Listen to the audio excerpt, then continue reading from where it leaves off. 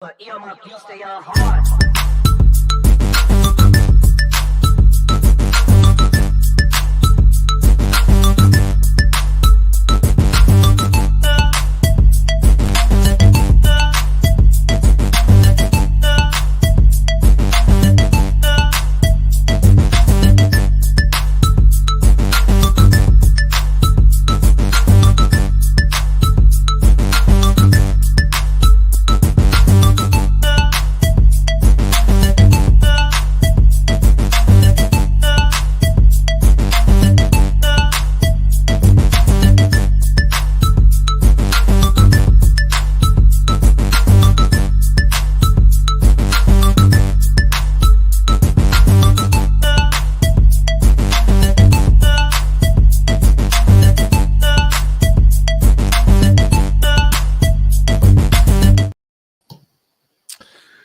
Hello, good evening. Happy Sunday to you. It's the first episode of 2024 for the BCSN SportsWrap. I'm Bryan Fulford. That's A.D. Drew.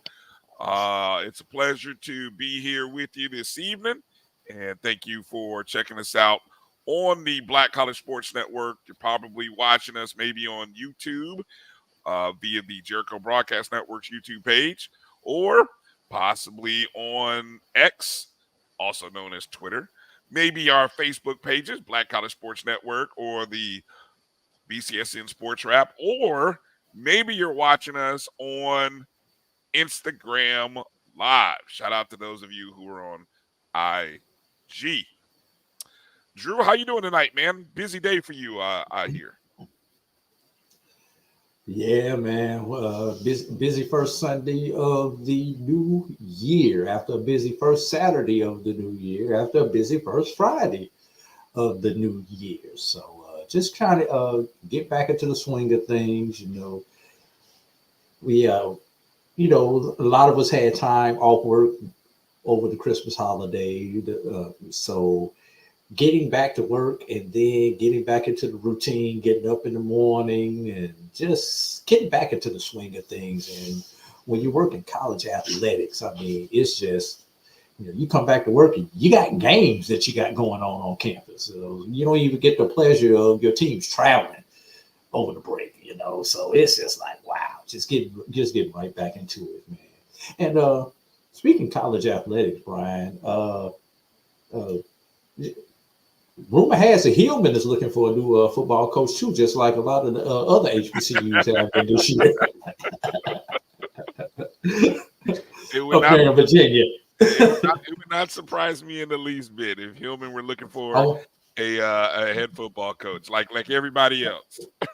I wonder if alumni Walter Oates is going to put in for the head football coach if the alumni call for Walter Oates. That's a shout out to a different word for all those old school people out here. To my knowledge, there are a few good candidates out there. Some who thought they had jobs, and some who don't have jobs. So hey, it is what it is. Hey, hold on. Before I go any further, I see Carlos Brown is in the chat room. Great interview yesterday, Carlos. I was going to do the roll call. Yeah, exactly. Shout out to Carlos joining us. You can go back and listen to Carlos's show with Southern head coach Terrence Graves right on the BCSN Pod Zone. Download it any and everywhere that you listen to podcasts. You can even watch the video podcast if you have Spotify. That's BCSN Pod Zone. Of course, you can always find it on demand or in replay mode, I guess, on YouTube or Facebook. You can go to facebook.com/MyBCSN1, or you can go to the Carlos Brown Show on Facebook and watch it there as well. So I will make a point to go back and look at it. I honestly did not get a chance. I was occupied coaching games, watching games out in the Port Orange and Daytona Beach area yesterday. So by the time I actually got home to focus in on my beloved Indianapolis Colts, I saw the 75-yard touchdown by the Texans, and that was it, Drew. I passed out after that and woke up actually to no surprise that the Colts were not were eliminated and not in the playoffs. So, yeah, that first play of the game should have given you an indication. First play of the Texans on offense. Yeah, well, I did have Nico Collins in a prop to go over his number. I didn't know he was going to go ham the way he did. So yeah, and I was just looking at one last prop I had, just got ruined by the Denver Broncos. So thank you, Sean Payton, you thug. Anyway, to quote the great. Speaking of thug, did you see the end of the New Orleans Atlanta game today? That was a thug move. Hey, look. That's right. That's what you do in rivalries. When you don't like somebody, when your organization don't like another organization, or a team doesn't like another team, that's how you know there's a real bitter rivalry between the Falcons and Saints. And Arthur Smith, he was a little butthurt. Well, first off, set the play up. To set the play up, the Saints had actually had what should have been a pick six, but he ran out of gas on the one. When does a honey badger run out of gas? And when it's old and has a bad hamstring, probably. Yes. But that honey badger ran out of gas at like the 2-yard line, right? Yeah, got tackled at the one. Yeah, tackled at the one, and so it was under. It was under a minute to go in the game, maybe like 48 seconds or something like that. And they could take 2 knees, and the game was over. Yeah, and they were already up. You know what it reminded me of?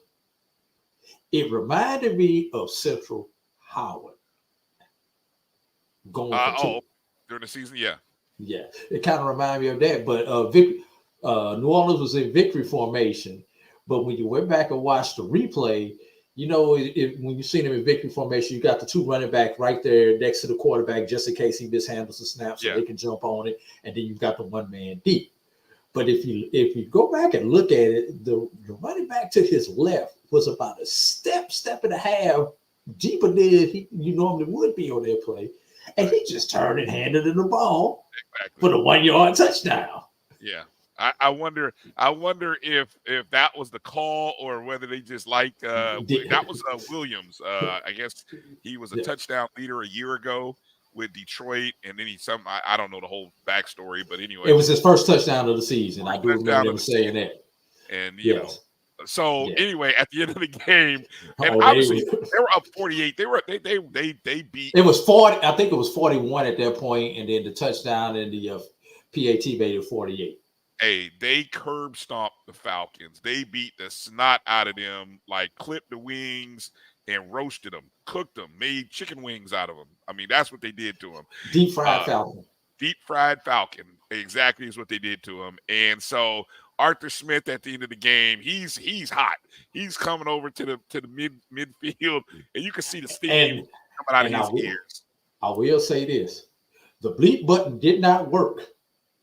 When the game was on live. That's what happens when you had those live mics on, and he was upset talking. I think Allen, the coach of the Saints, I can't think. Just Derek Allen was the coach's name. I know Allen is his last name. But anyway, I know Arthur Smith's name because he won't be there for long, from what I've been hearing. But anyway, he was like, "Oh, that's some real BS," is what he said.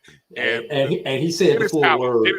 Dennis Allen. Hey, and Dennis Allen had the greatest reply when somebody is hot and bothered. I understand. That's all he said. He's like, "I understand." I died when he said, "No apology." It was just, "I understand, coach." That's it. That is like, hey, I can't apologize. And there was no apology. It was just hey, man, I understand. I understand why you're upset. That's cool. It's like, be upset is what he told him. I love it. I love it, man. That was great. So, fun day, man. I'll tell you, the NFL is just such a great television show. And the last week of the season, such a great television show. Props if your team. Hey, let me give a shout out. I saw this tweet earlier, and I wanted to make sure to shout out the only, and I believe, correct me if I'm wrong, the only 3 black NFL head coaches: Mike Tomlin of the Pittsburgh Steelers, Todd Bowles of the Tampa Bay Buccaneers, and DeMarco Ryans of the Houston Texans. All 3 All Made three the playoffs. made the playoffs. That's all we say. That's all we say about that. Bet on black. And look, the Steelers, Mike Tomlin, all he does is Not win lose. games, not lose. Has never had a losing season. Has never had a under 500 season In as a 17 coach in seasons. 17 seasons. The greatest streak that might be. I don't know if that's the They said longest streak. it's the longest to start a career. And he's only had one job, and he'll probably only have one job, and that is the head coach of the Steelers. I call him hashtag leader of men. I would love to coach and play. I would love to play for Mike Tomlin. I would love to just to capture the essence of Mike Tomlin one summer, like on an internship. I'd love to just intern for Mike Tomlin one summer, man. That would be a great job. Yeah, I think Tom Landry may have the overall record for the most consecutive winning seasons. I'd have to go back and Google it. I'm going off the top of my head with that. But I know to start a career is Mike Tomlin. All right. And then, of course, Todd Bowles, who took over for who was the coach before him with the Tampa Bay Buccaneers? He was a former Colts OC. I can't think of his name right now. Always wore the cane goals. Anyway, he took over for, just do a quick search, Tampa Bay Bucks. Head coach. Head coach, Super Bowl. That would be Bruce Arians. Thank you. Thank you, Google. Bruce Arians. He took over. Matter of fact, Bruce Arians, who actually had a staff full of black men as their head coach. Byron Leftwich was his OC, wasn't he? The Cardinals just blew it. The Cardinals had a chance to win the game on a field goal, but that's all right. That's why you take the +3 on the that's why you play +3, because you still win. Winner, chicken dinner. Cardinals lose by 1, but B still wins in real life. So Bruce Arians, who hired Todd Bowles as his defensive coordinator, among other black men, had a staff full of brothers. Byron Leftwich was the OC. Anyway, they won a Super Bowl with Tom Brady. So Todd Bowles, they Chico. Is this his second year or first year at Tampa? Second. So they won the NFC South, and they ended up winning the NFC South by a 9-0 win over the Panthers, who, speaking of the Panthers, made the worst draft day mistake you could make. You drafted Bryce Young instead of C.J. Stroud, and all C.J. Stroud did was lead the Houston Texans. He'll be rookie of the year. Yeah, rookie of the year for doubt. No doubt. And DeMarco Ryan should probably be coach of the year. So, anyway, shout out to those brothers. Even though DeMarco, Ryans, he beat my Colts, but hey, man, I can't hate on the brothers. So 3 brothers going into the playoffs, and we'll see. We'll see if they can get a win and play into week 2. And Brian, along with 3 brothers going into the playoffs, probably the blackest city in America has its team in the playoffs in Detroit. Blacker than Atlanta? Yes. Really? Yeah. Hey, I didn't know. I mean, outside of Chocolate City, D.C., Detroit. That's interesting. Okay, I would have never thought that, but that's a good one. So yeah, Detroit, the Lions going to the playoffs for the first time in like 30-something years. So always great stories, man. Haven't won a playoff game since 1991 when Barry Sanders was the running back. I know. Hey, you guys let me know. Rodney Peete was the quarterback. I think 2024, Drew, is the year I do my all general sports podcast. I listen. I consume too much sports to not have a show where we talk about other non-HBCU stuff. But anyway, it's gonna come. It's gonna come. Let me give a quick shout out to a few people here. Let me see. Kylan says Detroit might be blacker than DC at this point. Wow, yeah, that's He might be right. that's interesting. Yeah, that's interesting. Appreciate everybody coming in. Walter Harley, appreciate you checking in Waldorf, Maryland. Interesting, Waldorf, Maryland. I'm gonna have to Google that. Yeah, go Google that. What is that near? What is that near? Maryland ain't but so big of a state anyway, so I guess you can't be too far away from anything really in Maryland. Go Livingston College Blue Bears. That's what's up. That's what's up. Chuck Hunt checking in from Monroe, Louisiana. Happy New Year. Good to see you, Chuck. Appreciate you. Kelvin Rozier checking in. Good old Rattler there. Co-host of the O&G Strike Zone every Wednesday night, 8 p.m. Eastern, right here on the Black College Sports Network, is where you can find Kelvin, Jimmy Mack. Appreciate you coming in as well. Also, Waldorf is south of D.C. I'm sorry? In south of D.C. Oh, south of D.C.? Yes. Okay. Mary 305, appreciate you. Good to see you. Thanks for coming in. Let's see. What else? Anybody else? Edwin Moore checking in. Good to see you, Edwin. Thanks for checking in. Appreciate you. Rattler 32114. It's 32114. It's a zip code. Brian. Okay. I peeped Say that. it like a zip code. Okay. 32114, Drew. Yes. Thumbs up button. Those of you who are watching this on YouTube, wherever you're watching us, if you're on Facebook, hit the thumbs up as well. Appreciate you. So, look, obviously we started the show a little bit later than normal. We usually start our show 6 o'clock Eastern. That's my fault. So, yeah, that's all right. We're not going to be here long. We're here for a good time, not a long time.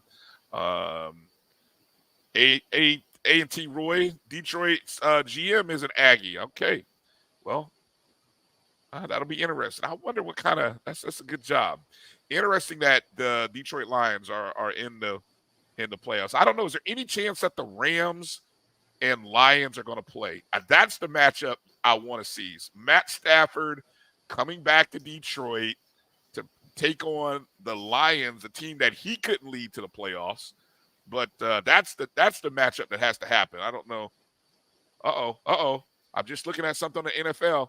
Guess what, Drew? That is the matchup we get. Rams coming to the Lions. Oh, my God. The city of Detroit will not be able to sleep. That is going to be an epic matchup. Eagles travel to the Buccaneers. They're limping. They're limping bad, man. It's a good time to clip the Eagles' wings. And then the Packers are traveling to the Cowboys. Woo. That's scary. That's scary, yeah. Aggie Pride, what up, Jeff Roberts? How about do we have the AFC set? No, because it has to be determined tonight.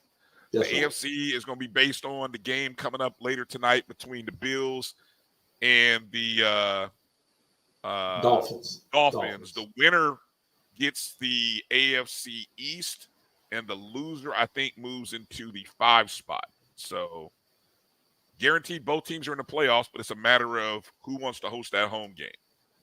If I think so. I did want to give a shout out, Aggie Pride there. How about those North Carolina A&T Aggie, the men, getting a good start to the CAA season. I don't know. Did they play today? I got to check and see. Before we get into talking about some basketball stuff, we're going to, there's a lot of stuff going on in the diaspora. Drew, I'm not going to lie to you. I've been so consumed with things going on in Tallahassee that, I kind of keep, I got 4 of them. So I keep 2 eyes focused on fam and 1 ear on fam. And then my other 2 eyes are over here on the rest of the diaspora. So I count on sometimes the great websites that cover HBCU sports on a more frequent basis than we do in terms of print. HBCUsports.com, HBCUgameday.com, HBCU Sports Net, Alex Hines' site. So all of those sites are great sites that I kind of lean on. Yeah. Oh, Kyle. Legends. Can't forget Legends. Kyle. HBCU Legends with Kyle Mosley. Matter of fact, I was just talking to him. So I'm going to start there. Matter of fact, speaking of HBCU Legends, and this is obviously last night in the world of college football and the FCS football, the FCS awards were presented. Stats, I think the site Stats Perform is the one that actually hosts those awards, and kudos to them for kind of creating, and it's probably about a 20-year run now, maybe a 25-year run, where they created something that has sort of had a lasting legacy by recognizing the top players. I think they're almost around 30 years that they've been doing this, but they've been recognizing the top, what was once known as Division I AA, but now the FCS players. And of course, we know that's where we got, the teams from the SWAC and the MEAC are. And then there's our cousins that are in the non-HBCU conference. And we don't always talk about them because I know we heavily get into talking about SWAC and MEAC and SIAC and CIAA because it's convenient and they're all packaged together. But we got to always recognize when the cousins, so to speak, when the cousins do well, we got to recognize them. And so last night at their annual awards, the 29th Buck Buchanan Award went to Terrell Adams. I believe I said it right. Terrell, maybe it was Terrell, could be Terrell Adams. He's a defensive player for Tennessee State University.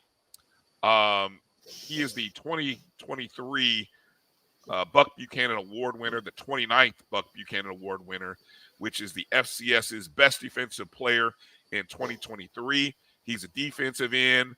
He is actually the 6th HBCU player to win the award and the 3rd in the last 4 seasons.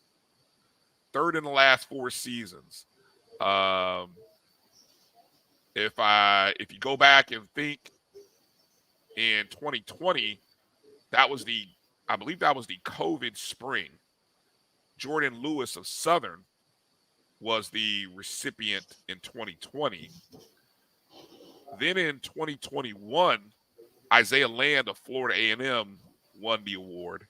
And then, of course, Adams winning it this year in 23. Previous winners were Deion King of Norfolk State in 2015, Rashawn Mathis of Bethune-Cookman in 2002, and Chris McNeil of North Carolina A&T in 1997. So, really, Drew, you could say there have been, 4 over the last, 10 I don't know, years. is that 8 years or less than 10 years? Definitely.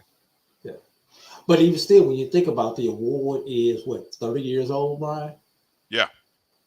I mean, 6 out of 30. That's a pretty good percentage. Yeah, I mean, it's That's named 20%. after, That's 20%. right. Named after Buck Buchanan, who I believe, if I'm not mistaken, wasn't Buck Buchanan Tennessee State guy? I can't remember who. Yeah, and it's kind of ironic that all the FCS awards, the major awards, are named after an HBCU person. When you look at the awards at the FCS level, Well, the Jerry Rice Award, the Walter Payton Award, the Eddie Robinson Coach of the Year Award. my mistake. Don't get me. Buck Buchanan was actually a Grambling guy, a Graham fan. So I knew he was from one of those. You know who I'm thinking of? I'm thinking of somebody else who was. I know Ed Too Tall Jones came out of Tennessee State, and he's the only HBCU player to ever go number 1 overall. Well, not technically, because Buck Buchanan went number 1 overall in the AFL, and that's that's sort of the NFL. That's the distinction about who was first. So anyway, but yeah, all of the FCS awards are named for HBCU players and coaches. So it always is interesting. I think it's pretty nice when you do have these moments where you have one of our own winning the award. During the season, Adams had 14.5 sacks, 28 tackles for loss, 10 quarterback hurries, 5 forced fumbles, a fumble recovery, and 65 total tackles. Usually what does it, and if I recall when Isaiah Land won it, it's the sacks and tackles for loss. Because if I recall, Land had like 25.5 tackles for loss. I don't know, like 19 and a half. Was it 19 and a half or something like that? Yeah. Well, I know he had, I don't know about 19 sacks, but he had double-digit sacks, but it was the tackles for loss, which I think was it the next year when he had 19 sacks? Ooh, you got me. I know one of them couple of years he had like the 19 sacks. It might have been that same year where it was 19 sacks and 25 tackles for loss. But I mean, the numbers. I think when you have those kind of numbers, and usually, like you said, I think Tennessee State finished 6-5 during the year. According to the Pro Football Hall of Fame, Buck Buchanan is one of only 14 players in the history of the National Football League draft to have gone from being the first overall pick of a draft to earning election into the Pro Football Hall of Fame. So there you go. Buchanan was the overall draft pick of the 1962 AFL draft by the Kansas City Chiefs. A member of the Chiefs Super Bowl IV winning team. He was part of he was a 71 All-Pro squad member, played in 2 Pro Bowls in 70 and 71, and he was honored by the NFL on their 100th anniversary all-time team. So appreciate Kyle Mosley, HBCU Legends, for putting that together. Shout out to Kyle. Where'd you go? You disappeared on me. Well, I couldn't let the drainage just come down on camera. Oh, well, okay, I got you. I'm like, huh? All right, good. That's good. That wouldn't have been a good look for you. That wouldn't have been a good look. Okay, let's make a quick, while we're talking football, let's make a quick short pivot. We still have head coaching positions that are out there. Question. Yes. Will FAMU get a coach before Texas Southern? That's the question. That there's a poll on our YouTube page that asks that very question. Let me see. I wonder if I can pull that up and see what that poll says. I wonder how quick I can pull that up. What do you think? While I'm looking that up, what do you think? If FAMU is smart, they go ahead and make an internal hire. They've done a good job keeping the commits in-house. Matter of fact, one guy, I can't recall his name, you'll probably know, definitely Marcus Green would know, pulled his name out of the portal and decided to stay at Florida A&M, which from where I'm sitting makes me lean towards there's going to be one of the internal candidates that's going to take over, because that would be the only reason that I think a player will pull themselves out of the portal and they know who the likely candidate is in-house. I don't think that's why a guy would do it. I don't think that's why a guy would do it. I think a guy would do it because he ain't getting offers anywhere else. That's another reason. I'm trying to be optimistic. Sometimes the grass ain't always greener, especially when you start looking at other universities.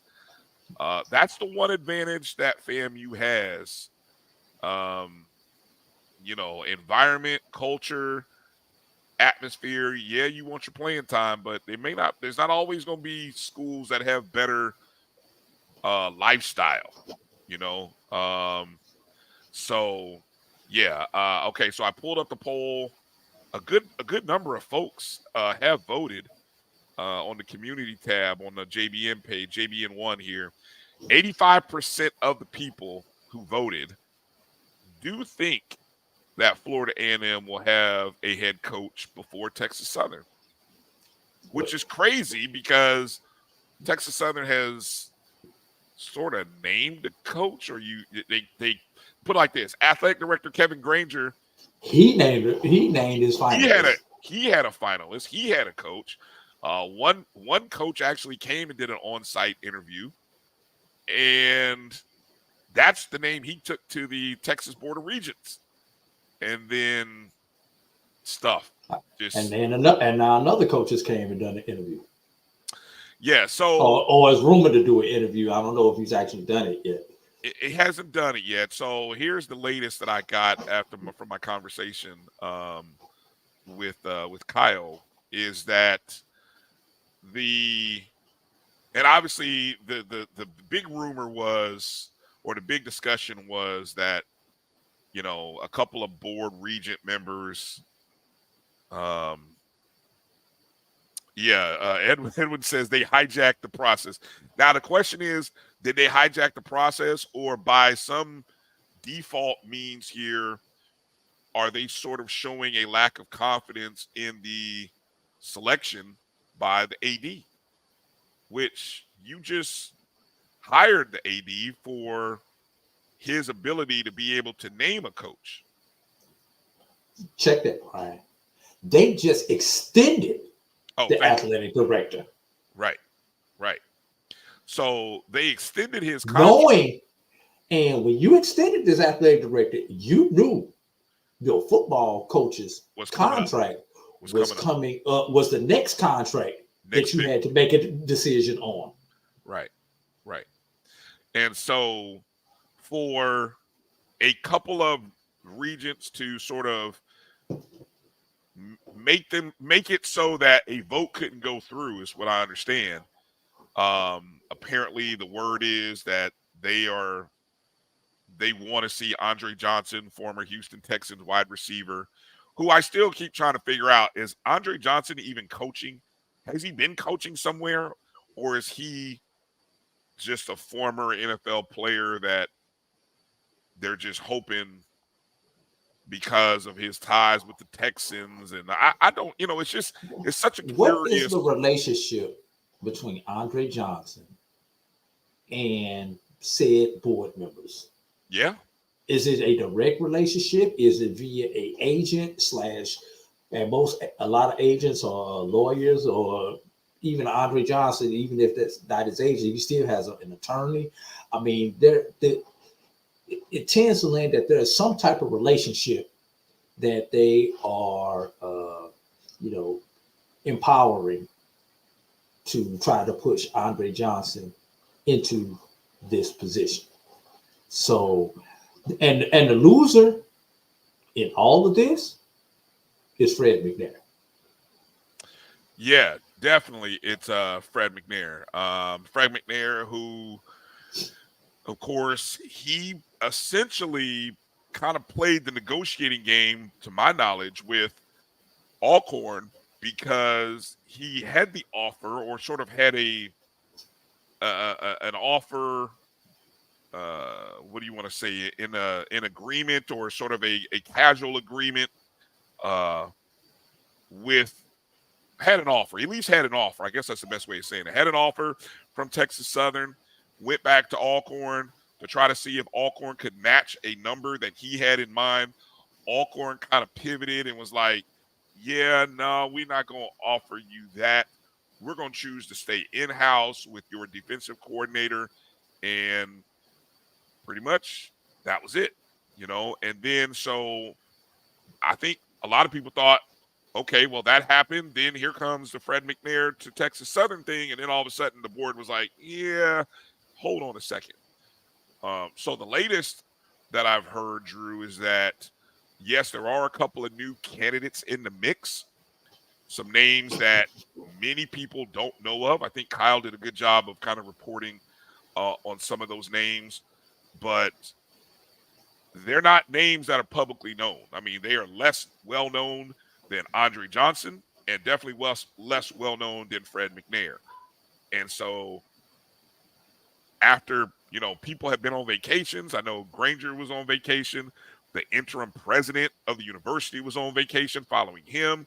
And I think this week you're gonna see sort of I'm not gonna say a reset of the process, but there may be some new candidates that come on campus, do some on-site interviews, just to kind of maybe it's do one of two things, Drew. It's either going to showcase that, hey, Fred McNair is really the guy that we want, or it's going to serve as that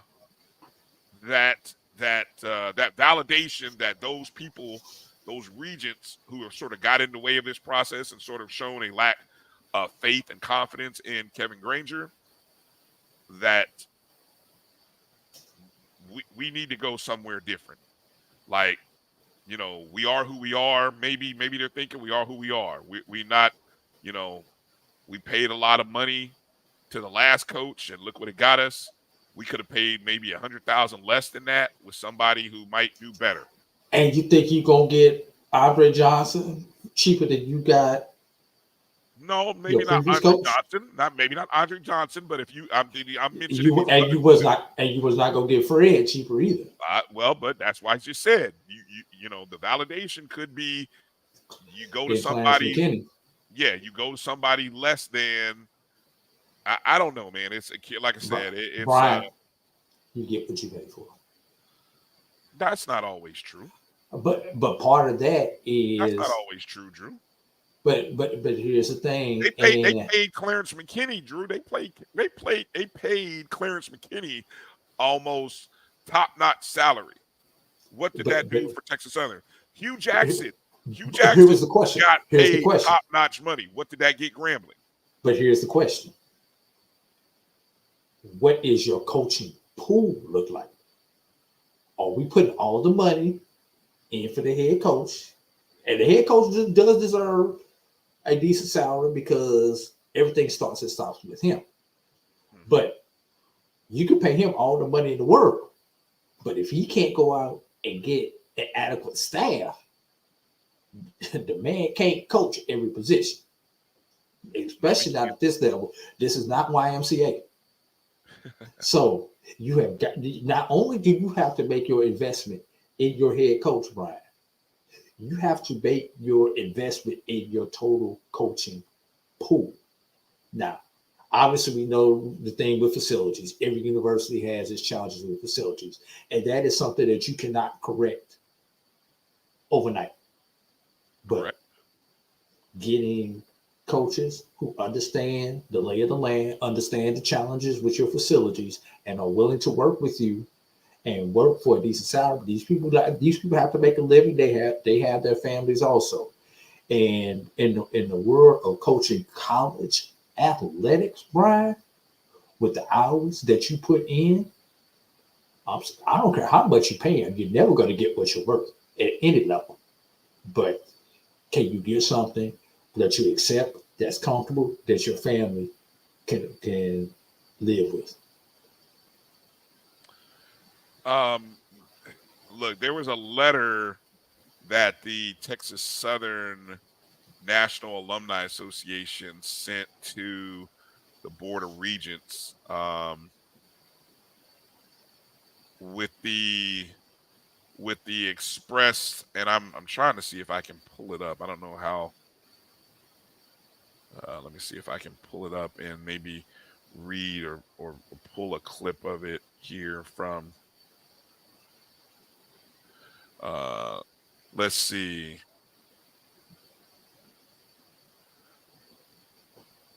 It's really just a plea to the board of regents to swiftly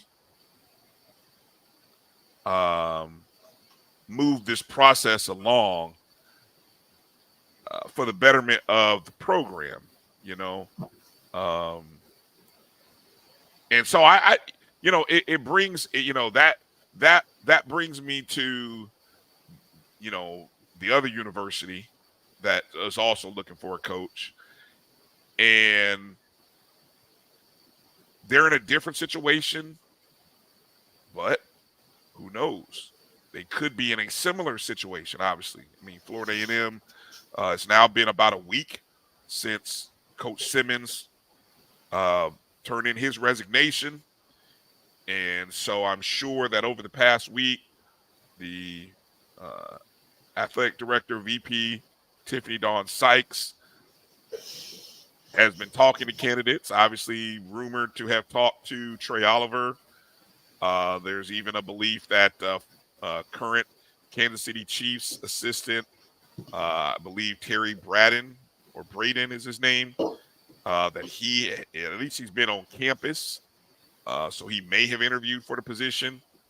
Not fully sure if the in-house candidates have been interviewed. Probably. And then also you got the AFCA going on this week, Drew. So I think that's going to be an interesting dilemma in this. The American Football Coaches Association, which is like the big clinic for coaches happening in Tennessee right now. Would not be surprised. Somebody in Tallahassee, check the private plane and see if VP Sykes has taken or chartered a plane up to Nashville, Tennessee, because apparently she does have a lot of connections, a lot of football connections, and that'd be a great place for her to conduct some interviews. What did you want to jump in there, Andrew?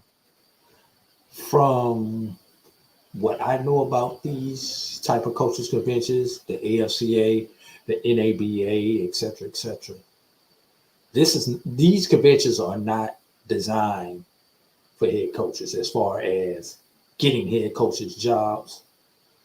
This is more where those assistant and coordinator roles tend to be filled, or tend to have the candidates picked out of based on those personal connections, because you find out that you so-and-so is looking for a coach, and you had those little sidebar comments that lead to conversations over the next week.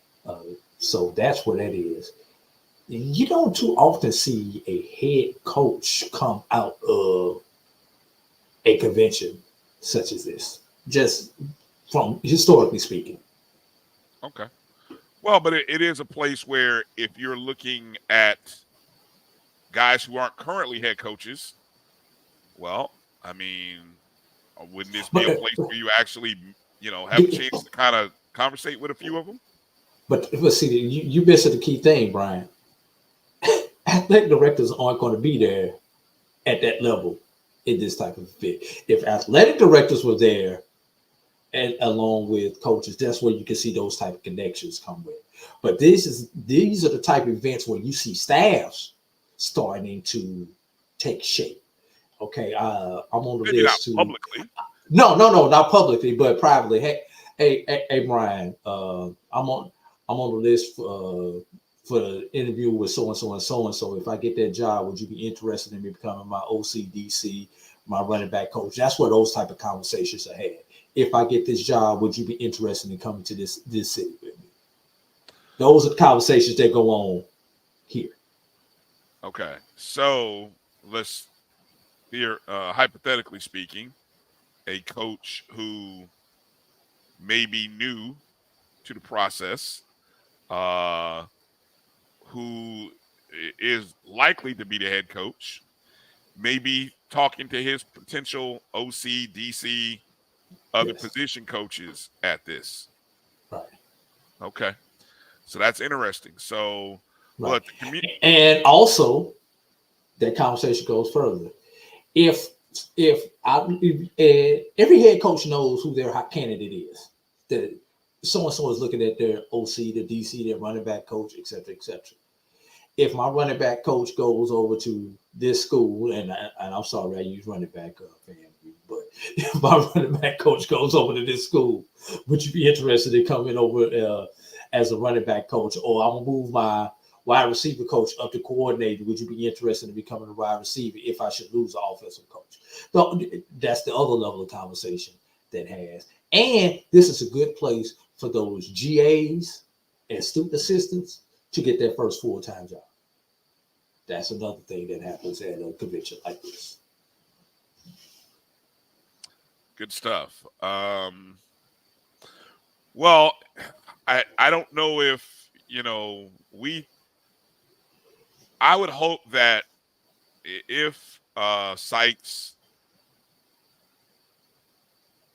is working swiftly, like she says or has said she will, that this week, by the end of the week, she will have a name to present to the president and the board and say, and even want to be able to announce a coach. King Day is Monday. Will Next either team have a coach by King Day? Ooh. Man, I would like to say yes, but I got a thought no. I'm gonna side with no and be surprised if there's a yes. Let's take it one step further, Brian. In 4 Wednesdays, 31 days. National Signing Day.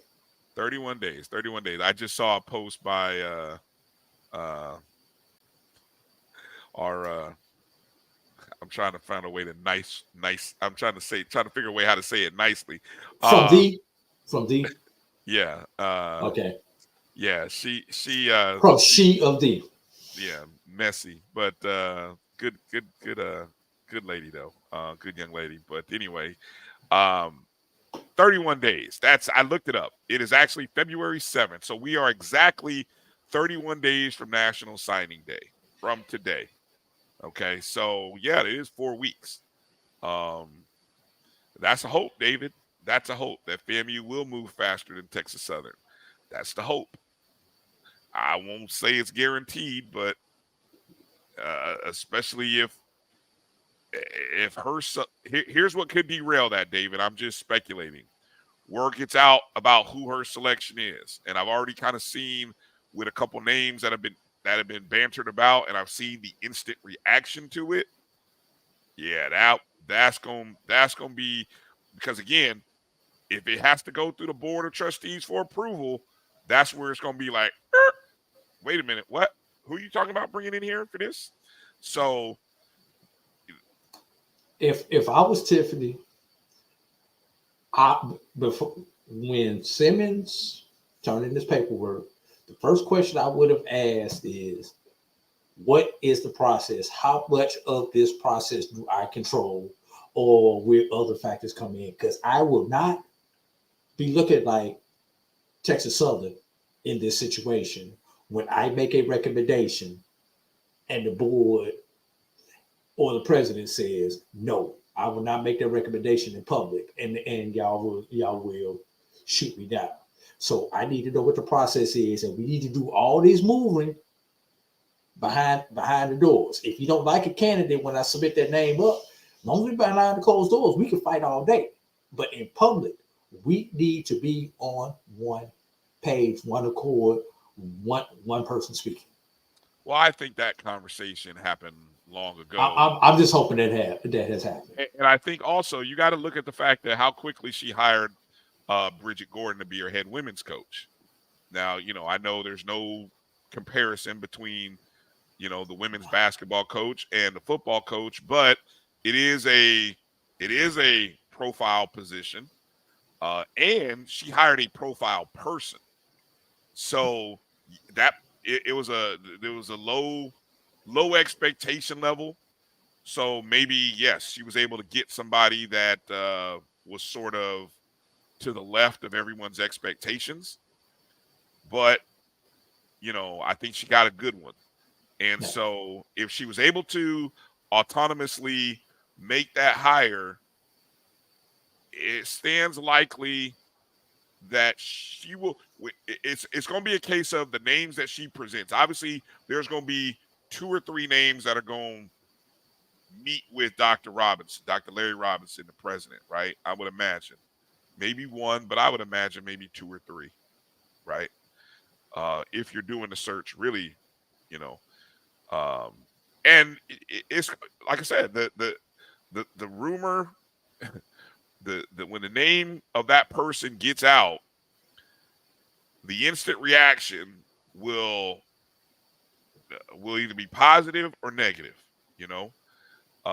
and I think if it's extremely negative, I don't see how that choice will make it through. I'm just going to be honest with you. I think, I think the power of social media and our ability to connect and to reach out is so strong nowadays that we can instantly. When people instantly find out something, they are instantly DMing, texting, sending emails, and it's a much faster response these days. And so, I would. It'll just be interesting. It's an interesting process of whether, and I've said I narrowed it down to this, Drew, and I'm going to move off of this for a second. I think this is a hire that will show how she values the FAMU culture and history and the legacy of it. Because the one thing that I found interesting in the hire of Bridget Gordon is a Floridian. Many people may not know that. She's from out of Florida. She was a Florida Miss Basketball, one of the great players in the state of Florida, basketball players, and that was recruited to go play in Tennessee and then became one of the great Tennessee legends, right? When they went to the Women's College Basketball Hall of Fame, there were she's one of the Hall of Famers there in that museum. Okay. And then she went on to do great things, but she's from Florida. She knows about FAMU. She probably has family members that went to FAMU or that are supporters of FAMU. So if you bring in an outsider like that, who maybe is from the state, that knows and has a history through their family connections and ties, I think that is the out to sort of going away from an in-house candidate. And so I'll be interested to see who that person turns out to be. Want to get to this question right here. I don't know if you know the answer to this one, Brian. I think it may be like 7 days in the state of Florida. Don't quote me on that. But I know it's definitely not 30 days. Yeah, I couldn't even begin to guess. That's a great question. I'll reach out to a couple of people and see. And again, the fact that this is a university job. Yeah. Well, yeah. Of course, high school coaches will give a thumbs up. I don't. I don't know what to take from that, but I think again, that name fits the criteria of going left. He's from Florida, Riviera Beach.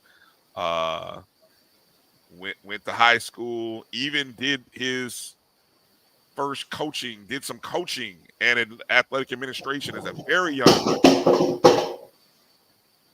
Yeah, we heard that. In Southern Florida. So, and then he even did a stint of a grad assistant, I think, at Bethune-Cookman and Florida Atlantic. So he had a couple of years in the college athletic coaching world in Florida before he went out to Kansas City and took a job there. So, again, go left, you're going to go left with somebody from the state and the area. I think it's more likely that she goes left with a candidate like that than left with Trey Oliver, who Trey Oliver would be, there might be some people who will disagree with this. Going from North Carolina Central to Florida A&M is an upgrade. I said it. Yes, I did. It's an upgrade. I'm sorry. But for him, he is a North Carolina Central guy. So the question is leaving your alma mater, is Trey Oliver leaving his alma mater to go to Florida A&M, who's in a different conference, so it's not like you're leaving and going to another conference. And is that an upgrade for him? Does it move him closer to doing what Willie Simmons did, which is going to the FBS? And that's the question that you need to ask. How long would Trey Oliver be willing to stay at a Florida A&M? Would you be putting yourself in the same Willie situation, which kind of brings up what I was going to ask, Brian. Do you go with a more seasoned person for the coaching hire this time instead of the younger hotshot head coach like Willie was when he took the job? Because Willie was in his 30s when he took the job. Wait a minute. Took what job? Took the FAMU job? Yes. Willie was in his late 30s at that point. Yeah. Because Willie's only, 42 now? 43. Okay. So do you go with a late 30s, early 40s candidate who maybe still be looking to move up to the FBS level?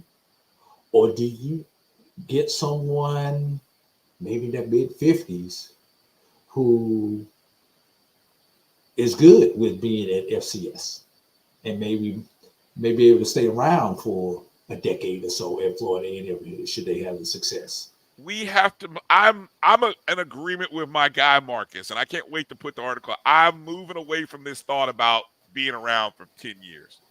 Willie ruined that for me. Coach Simmons, he ruined it for me because I had been saying for the longest, if Coach Simmons stay around for 10 years, he'll go right from being the head coach at FAMU to the head coach at the next level.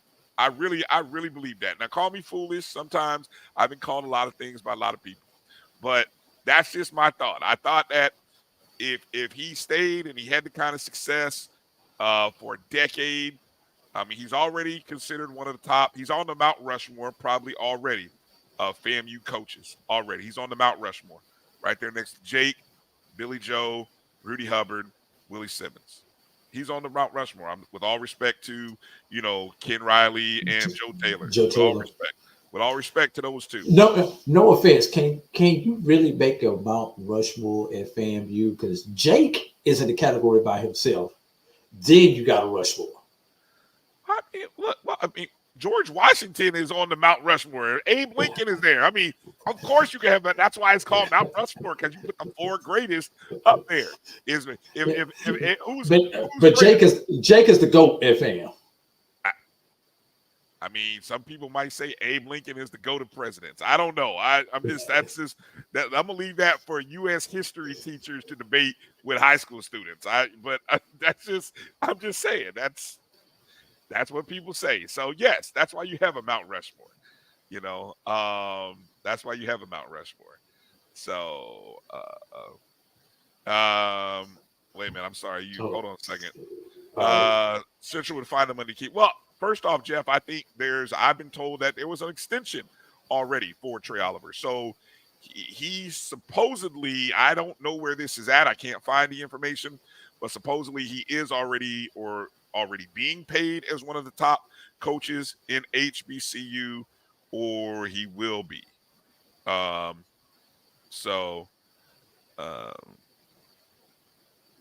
Well, Simmons was at FAMU for 6 years. Yeah, 5 seasons, 6 years. That is a long time. Broadway was at A&T for 7. When you have success and you're winning, the next level is always going to look for you. And so I think that's why we have to move out of that mindset of our coaches staying around for 10 years.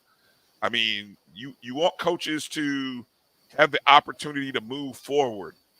And just like any great job, I mean, look, Drew, I dream of this show that we do one day. I mean, I want it to be simulcast on, I don't know, give me whatever national network is, maybe, I don't know, have a bigger reach than what we have. I mean, it's the same internet. We got a great reach, but, I'm not going to lie. If NBC Sports or, somebody came up and said, hey, we love your show, man. We don't have any shows that focus on HBCU content. Well, can we simulcast your show? Hell yeah. I'm like, the Black Matter of College fact, Network. send me a jet. We could fly into whatever city you want to and do it live in studio together. Exactly. So nobody wants to hold back progress. Don't hold back. You can't. And the only reason I say that because the money, man, the money is so much greater, and everybody deserves to have that opportunity to make more money. And this is where universities, like what FAMU just did in raising money, that kind of thing should be done annually. Now, just imagine if you're able to turn that around. I like that, Mary 305. Even SiriusXM. Exactly. SiriusXM. Come on, man. We'd love to simulcast on SiriusXM. That's a great reach. Imagine if that same group of fans went and purchased season tickets and, did other things as well. So, I just think there's an opportunity there, man. I really do. I think there's a great opportunity there. Hey, real quick, Drew, because I got to get these in. Who you like tonight, Bills or Dolphins? Bills are 2.5-point road favorite. Is I don't care a choice. Oh man, see, you're no fun. If I'm gonna pull somebody, come on, what do you guys think? I gotta pull. Bills. Tua. D-Champ said pick the Bills. I like that. Bills minus 2.5. You going with Tua? Oh yeah, crazy. I'm trying to see how many touchdowns Josh Allen's gonna score. That's what I'm looking at. I'm gonna ride or die with the Bills. I think that's what I'm gonna do tonight. All right. Miami. I'm sorry, Mary. I can't go with. I think the Bills have been playing a little bit better. We'll go. We'll see what happens. I'm riding. There it is. It's locked in. Bills minus 2.5 on the road. I'm going with the Bills. Bills Mafia invading South Florida tonight, baby. Let's take a break. Yeah, let's take a break. I want to air some great questions in the chats. I want to mention, and also we gotta mention a little basketball talk here before we get out. Again, we're here for a good time, not a long time. We're not gonna stay for our normal extended time. So we appreciate everybody watching. Those of you who are watching on IG, we appreciate you. Go ahead and if you guys hit up the chats, if you're in the comments, go ahead and hit the chats up. I can see the IG feed, so appreciate those folks. Melly Mel jumped in. I see Melly Mel jumped in. Nick News joined us. Grady NC, Coach Donnie 12. I am Newt 3 joined in. Happy Founders Day to you, brother, and all of the brothers of Kappa Alpha Psi who had their Founders Days a couple days ago. I know we're about to hit that mode, Drew, where everybody's having their Founders Day. Yeah, every other day coming up. I mean, somebody is like, how many organizations have Founders Days in the month of January? I think there's going to be a 5 or 6 of them. There's at least 5 or 5. I mean, how many are there? There are 9, so there's going to be at least about 9. Half of the Divine 9 seems like it's in January. It's coming up. I know. My sister and my mom are AKAs, so I know that's coming up on the 15th. I know that for sure, and I think Delta's got one. Everybody's got. So Founders Month on the HBCU Greek diaspora. So there we go. So hey, let's take that break. Come back. You're watching the BCSN SportsWrap right here on the Black College Sports Network. We'll be back in just a moment. The Cuvée Group is a Florida-based marketing and training consulting firm. We help businesses communicate to their target audience and engage them in conversation. We also help to expand their audiences, which will ultimately result in growth for those organizations. In addition to being a certified constant contact specialist, my colleagues and I are also certified in John Maxwell Leadership Principles. We use these proven principles to conduct workshops, training, and private coaching sessions for individuals and companies looking to take things to the next level. Contact us to schedule a free consultation. Issues today, don't delay, call Cuvée. This is the Dean of the College of HBCU Sports, Kenyatta Cavill of Dr. Cavill's Inside the HBCU Sports Lab with Mike Washington and Charles Bishop. Come mix it up in the lab where the course lecture is in session every Tuesday from 6 o'clock p.m. Central Standard Time on Facebook Live, YouTube Spreaker, or the BCSN app, as we discuss all things about the HBCU sports culture, including exploring the week that was in the sporting HBCU diaspora, as well as the upcoming week of HBCU Sports. With me, the Dean, the College of HBCU Sports, on Dr. Cavill's Inside the HBCU Sports Lab with Mike Washington and Charles Bishop. Course lecture dismissed. From novice to aficionado, find yourself here.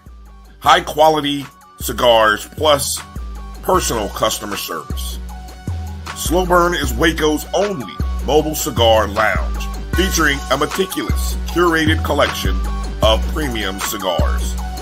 Visit our website, www.slowburnwaco.com. That's www.slowburnwaco.com.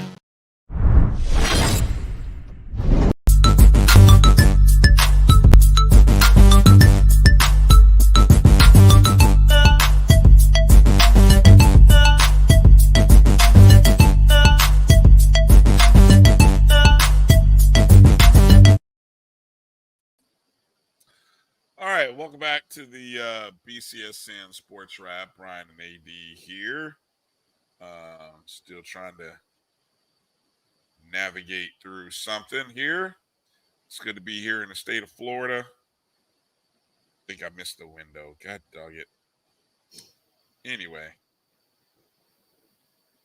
All right, I'm going to leave it alone. Got to know when to say when, Drew. Key rule out there. You got to know when to say when, folks. Hashtag if you know, you know. Drew, you can live through me, man. It's okay. I understand you can't comment, but you can live through me. No comment. No comment. All right. No comment. Hey, let me answer this question. Tim Young asked, do I think Dr. Robinson and Willie Simmons' relationship was solid? As a rock? No.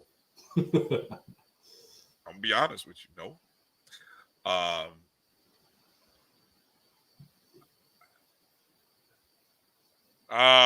Let's just say professional.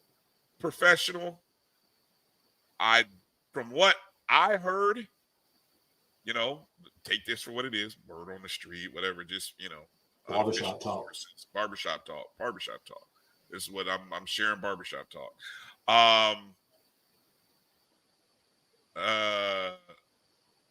Dr. Robinson, I don't think was disappointed or crying any tears that coach moved on. I just don't think he was. Did he donate to the did he donate to the Bring Willie Back fund? Probably not. But from what I was told, he was also, the money could have been made available and we didn't have to go through all of that. But I think that's where I've said I don't think it's a lack of appreciation for Willie Simmons. What Willie Simmons did in the face of bonuses not being paid to him, that compliance stuff from 2020, what year was that? One or two? I thought it was two. It was two. Yeah. 4. Well, we talked about this. How many? 4 ADs over 5 terms. Yes. Man, the only and you were the consistent. Dr. Larry Robinson was the consistent. Yeah, I'm sorry. You can. And none of those ADs. Well, when it Tiffany Dawn Sykes take the position last year? About When this did time she last officially year, start? it's her 1 year anniversary was like last weekend or this past So weekend. he never had an AD for a calendar year. Let me see. He hired Gaucher. Did Gaucher No, stay a full year? He was here because Gaucher got hired in 2019, right before the Florida Classic. Because I remember meeting him that year at the Florida Classic. But when did he start? I'm not talking about he got hired because he was at the Florida Classic and he was not the AD yet. 2020, probably January 2020, if they right pre-pandemic the calendar year. So then, of course, he helped FAMU through the process of the they had the pandemic and the transition.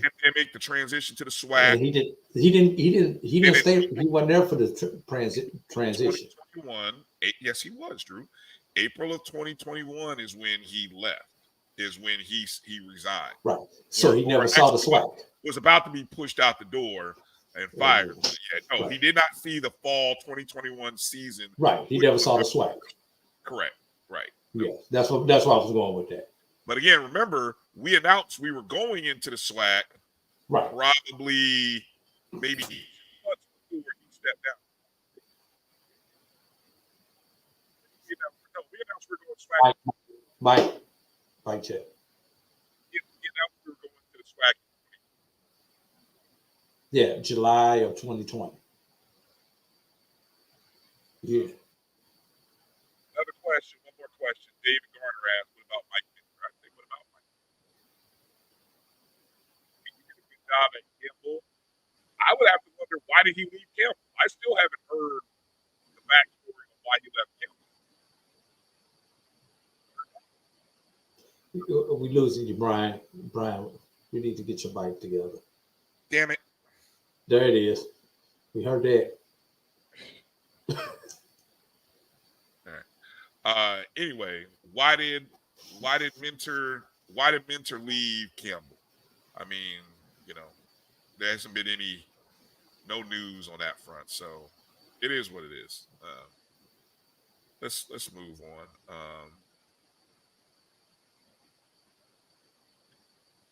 Well, Eric, you do understand, if there's a job that you're going to lose your coach to, it's always the alma mater. Just remember that.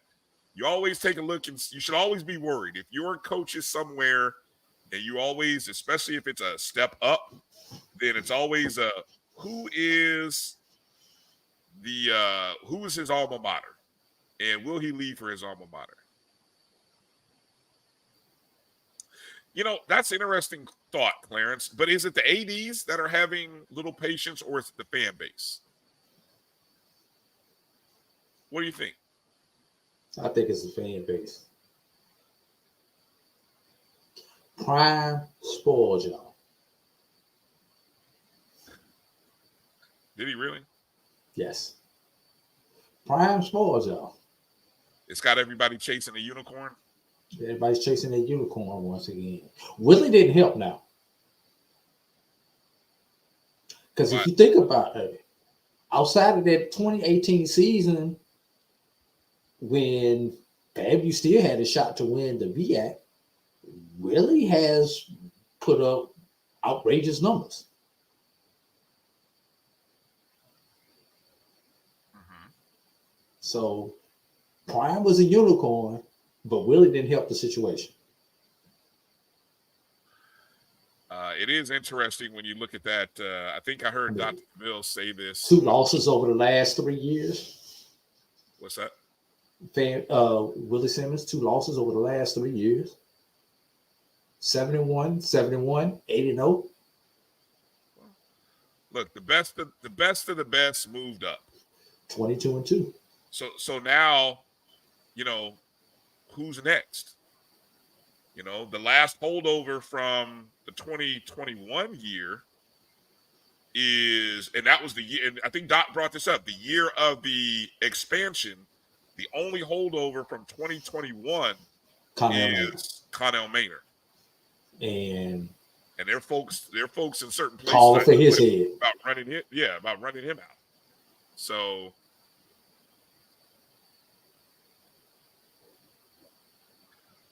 D-Lob, you got jokes. I'm gonna let you just stay. I'm not even gonna put that up. I'm gonna let you stay in the chat room. Don't you put that up, Drew. I'm gonna just let I ain't even seen it. I'm looking for it. Oh, don't look for it. I'm just laughing. I found it. Yeah, let it stay. Stay where it is. You got jokes. You're funny. I see it now. You're funny. Ha ha. Who's anyway? Yeah, he's got jokes. So yeah, good stuff. Good stuff. Those of y'all on YouTube see it. That's all I'm gonna say. Yeah, exactly. You got to come over into the YouTube chat if you want to see how ridiculous some folks are. Come on, why can't I get the anyway? Now I gotta move on because it's like, man, we got 30 minutes left of this show. Let's move on, man. I know. Hold on a second. Let me try to who else hasn't named the coach? Morehouse hasn't named the coach, correct? Correct. St. Aug.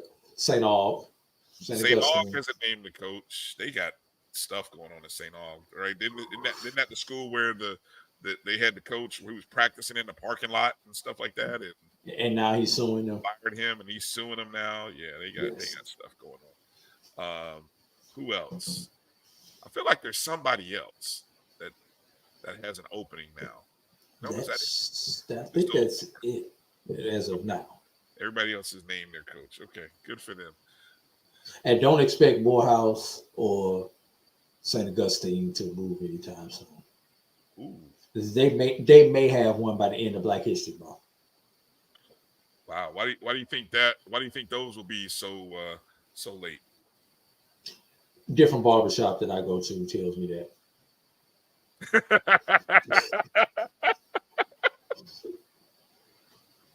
All right. All right, there you go. Yes. Oh yeah, Benedict. Good job. Eric and Dr. Benedict. Benedict, yeah. That'll be it. And that's among the three Division II programs. I mean, Benedict is the spot. I mean, that's the spot where you want to go. If Benedict continues to fund their program at the level that they funded it at for the last couple of years, yes, that would be. Now, Benedict, correct me if I'm wrong, I think 4 or 5 of their coaches went over to South Carolina State with Coach Berry. Well, let's see. I just pulled up the article here, right here on HBCUGameDay.com, courtesy of South Carolina State Athletics. Coach Jenice Berry introduced some members of his coaching staff. So I don't know if let's see. So Jonathan Williams will be the OC and quarterbacks coach. Jordan Odeford, the DC and linebackers coach. Both of them were with Berry at Benedict. So, of course, that high-powered offense, that swarming defense, quote unquote, those are two big gets for him coming over from to basically move up the road, I guess, right? Yeah. And truthfully, depending on where they already lived at, they may not even have to move. Right. This also looks like he named a new special teams coordinator, defensive line coach, and a tight ends coach and a cornerbacks coach. I'm just looking to quickly read here and see whether any of them are from Benedict as well. It doesn't really mention that they are. Maybe they are. David Blanchard will actually remain on the South Carolina State staff. I guess he has been there for nearly 30 years. Obviously, with the 2 previous coaches, Coach Pugh and before Pugh was, help me out here, Coach Jeffries, right? Yeah. Yeah, so he's been there Graphics. for both of them. So he will coach defensive tackles and serve as director of alumni relations / director of player development. They also retained an offensive line coach. So, and he also remaining will be a coach who's director of recruiting / academic coordinator. So, Yeah. That's a good merge of your guys with existing guys. With the existing guys, Right. So now here's the difference between the Benedict situation and the FAMU situation, Brian. Mm-hmm. Coach Berry, becoming a head coach at another institution, took coaches with him, gave them opportunities to advance with him to that new level. Right. Where in the FAMU situation with Coach Simmons just going to be a position coach at a higher level, his coaching staff remain in place to make the decision that's best for them and give whoever the next coach is the opportunity to retain them, or should they have opportunities to go somewhere else in the interim, or after the new coach gets there, they explore their opportunities. So that's the big difference in those two situations. Great point. And, right. And I got to touch on this one, Clarence. Black coaches is not committed. You might as well consider white coaches. Clarence. I don't believe that. You don't believe that, do you, Clarence? Please, coaches are committed to one thing, and that is the betterment of their situation. If they can get the right situation at their school, whether they're black or whether they're white, they will stay there. But if they get the opportunity to move on, because just like a student athlete, the shelf life of a coach is short. And when you hot, you better take advantage of it and maximize your earning potential, Clarence. And I don't care if they're black, white, green, yellow, brown, whatever, they're going to take advantage of it if they're smart. So I'm not going to let you put that off on black coaches. Yeah, that's not a. Yes, coaches are selfish, right? Clarence. What do you say? Coaches are selfish? Coaches are selfish, just like players are selfish. Hell, everybody try to put themselves. Players are selfish. They try to do what's best for them. So if they have an opportunity to play at the next level, they can do whatever's best to put them at the next level. And coaches are the same way. They're going to coach and do what they can so they have the opportunity at the next level. Every coach is coaching for their next job, because very few coaches get to walk away from the job that they're at on their own terms. So they're always coaching for the next job. 99% of coaches, right, get fired, are underpaid. Well, okay, yeah, that too. That too. We're going in two different directions.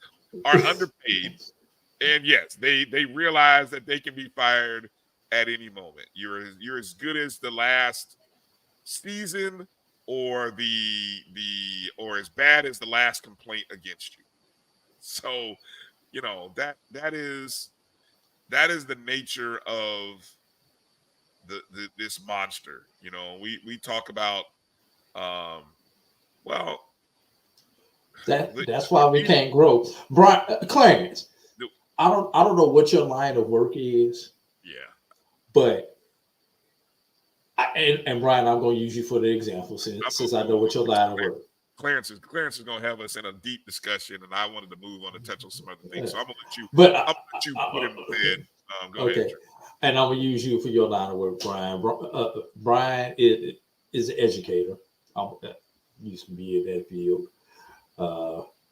And Brian, if you were to get the opportunity to go teach at You're at the high school level, correct, right now? Mm-hmm. If they were to offer you a professorship at a university with tenure track for, maybe 50%, a 50% bump in pay, what would you do? You're gone. Oh yeah, You're gone. I'm looking forward to the next opportunity. Exactly. Same thing. I don't care what line of work you're in. If you're the bag boy at the grocery store and the next grocery store offers you the assistant manager's job, you're going to go from bag boy to assistant manager real fast. So that's thank you. Where is my belt?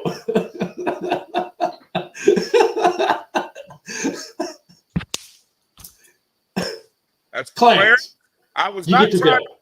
I wasn't trying to bring this out this year, Clarence. I You was get the trying belt, to Clarence. I was trying to hold on to this for someone who really, really needed it because we're going through a crazy search and some times at FAMU. So, Clarence, First belt of the year. first belt of the year, Clarence. Stop it. Stop it. We put you in timeout. Damn it, man. Thank you, Chris, for bringing that up. Thank you, Chris. Can I talk about shout out RIP Kofi? Just had to throw that in there. Exactly. Hashtag LL Kofi. Yes. I got to talk about some basketball. I got to talk about some basketball, Drew, because we had the start of conference season in the SWAC and MEAC yesterday. I spent 4 hours at the Moore Gymnasium, historic Moore Gymnasium on the little campus in Daytona Beach, with our cousins to watch FAMU and Bethune. And no, I do not want to talk about FAMU basketball. That's about the.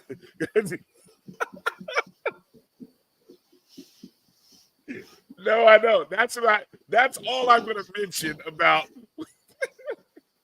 Damn you, champ. That's all I'm going to mention is that I was there, and I took a shot at Bethune, and I'm going to leave it at that. Okay, so get off me. But it was exciting to see that there was SWAC basketball being played. Here's some score updates for those of you who didn't know. And one of the things that, who was it? I think, was it Liv? Our good friend Liv brought this up. In all 6 men's games, the largest margin of victory was the highest scoring game. Bethune ended up beating FAMU 98-86. Again, I'm not going to talk about giving up 98 points. I'm not going to do it, but it happened. Thankfully, I didn't see 100 because I was really worried in that final minute that I was going to see 100. And let me just say, Reggie Theus, you're a real one, dude, because you could have put 100 on us, and you didn't. Especially, you could have been bitter. They could have did us like the Saints. Hey, look, he could have been bitter after the way he got roasted at the Orange Blossom Classic luncheon. He could have been bitter and took that out on the basketball team and dropped 100, but he didn't. He's a bigger man than me, Drew. That's all I'm going to say. So that was the largest margin of victory, but you had a 1-point contest, Alabama A&M on the road beating UAPB 63-62. You had a couple of games that went down to a possession. Alabama State on the road beating Valley 54-51. A couple games that were 2-possession games. Grambling State holding on to beat Prairie View 69-63. Southern holding off Texas Southern 58-51. And Jackson State with an 88-80 win over Alcorn. But overall, impressive debut in the SWAC. What are we gonna add? I got proud. And this has nothing to do with the games. It has to do with the schedule. Okay, let's talk about it. I know where you're gonna go. Let's talk about it because I'm with you. Go ahead. Let me hear it. How in the hell, SWAC, do you have not one, but 2 rival games on a weekend where most of these institutions have not started school yet? That's FAMU and the School on the Beach, and Jackson State Alcorn. And it's funny you bring that up, Drew, because I really thought. No. Okay, so here's what happened. Those were okay. So the way the SWAC does their scheduling, obviously, everybody's in groups of 2. They're in pairs. Travel partners. So we played our travel partner. Jackson and Alcorn played their travel partner, which means neither of those 4 teams are playing Monday night. Okay. But for everybody else, they're playing. Now that I look at that, you're right. I don't know why. I don't know. Unless there's something, and we're all Eastern teams, if I'm not mistaken. Is Alcorn in the East now? Oh, well, there is no East-West in the basketball. Oh, well, hell, then yeah, you're right. You're right. We technically probably should have opened. It's a bad schedule. A scheduling faux pas, because you're right. FAMU and Bethune should have either been in Mississippi, or Alcorn and Jackson State should have been in Florida for games today and Monday. It doesn't make any sense that. No, yeah. Either both pies come to be Florida, Right. or both of them go to Mississippi. Right, exactly. Both. So now I don't. And now if those games would have happened next week, especially when you consider next weekend, because of how the calendar roll is the King weekend. Right. That's when it would have made a lot of sense. And scheduling is hard. I've done schedules, and you have all different types of stuff that you have to worry about with schedule facility availability and this and that. But just, we make sure that certain football games are played on certain weekends in the season for tradition or whatever. We need to think about this basketball for the fans, for the alumni. And the other thing, and let's see if this happens, and I hope this doesn't happen. Let's see how many of these games that I'm talking about, these rival games for Prairie View, Texas Southern, Alabama State, Alabama A&M, et cetera, et cetera. Let's hope none of these games happen on a Monday night. Those games need to happen on Saturdays. Why? Okay, I'm just here. I want to hear the thought. Why? I'm going to ask you, why does that matter? Because personally, I don't look at basketball games as travel destination events. Maybe that's how I look at them. Why do you say those games don't need to happen on a Monday? I mean, you're not going to, for those fans within a 2-hour radius of the school, they would travel to a game on a Saturday. Take the kids, make a full day out of it for on a Saturday doubleheader. That's fair. You're not going, you're not going to do this for a 5:30, 7:30 Monday night doubleheader. You got to get up and go to work on Tuesday. But how many got to get kids up to go to school on Tuesday. True. How many people are you really losing out of that 2-hour radius? I mean, I'm losing maybe 50, maybe 100.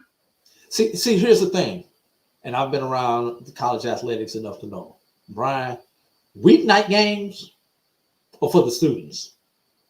Okay, great. Saturday games are for the alumni and the general public. It doesn't have to be that way, but I get it. But that's the tradition. But if your basketball community is strong, you can have a Monday night game that people are excited to go see. They may be excited to go see, but they're not taking their Tuesday off work. The only time you can do something like that is next Monday with King Day. But in general, your big basketball games should be played on a Saturday. Here's where the schedulers throw me for a loop, right? Because as I'm glancing at the schedule, right? It's the random Thursday games. So here we are going into Monday. Okay. Now, we already said Bethune and FAMU aren't playing Monday. First of all, did anybody play Thursday this week? Well, this upcoming week, yes. No, this past week. No, because the conference. Everybody opened up Saturday. Yeah, everybody opened up Saturday. Right. I mean, okay. There was non-conference games being played. No, the only reason I say that because I know on the Division II level, the schedule kind of went Thursday, Saturday this week instead of the traditional Saturday, Monday. That's why I asked that question. Yeah, and everybody has their thing. Like, so SWAC and MEAC are usually Saturday, Monday with the occasional. And so is SIAC. Are they? Okay. Yes. And I think but the CIAA does theirs a little different. Thursday, they're usually Thursday, Saturday. Okay. So yeah, coming up on Thursday. So obviously the games on Monday, you've got Alabama State traveling to Pine Bluff, A&M traveling to Valley, Texas Southern traveling to Grambling, Prairie View traveling to Southern. And basically, that's the flip of the Saturday games. Yeah, Thursday you've got Alcorn at Alabama A&M. So that means Alabama A&M would have played Saturday, Monday, and then Thursday. And then they do have another game on Saturday. So we're talking 4 games for Alabama A&M in 8 days. And who does Alabama A&M play on Saturday? You said they play Alcorn, Jackson State. They're playing the Mississippi schools because Alabama State is playing Jackson State. Right. So Alabama State is also playing. Now, this is the crazy part of the schedule again. Alabama State is playing. So I guess Alabama State and Alabama A&M are playing 4 games in 8 days, while FAMU and Bethune are playing once this week. Obviously, they played Saturday, and then they don't play again until the upcoming Saturday, January 13th. All right. Now, how many teams are playing on Monday on King Day?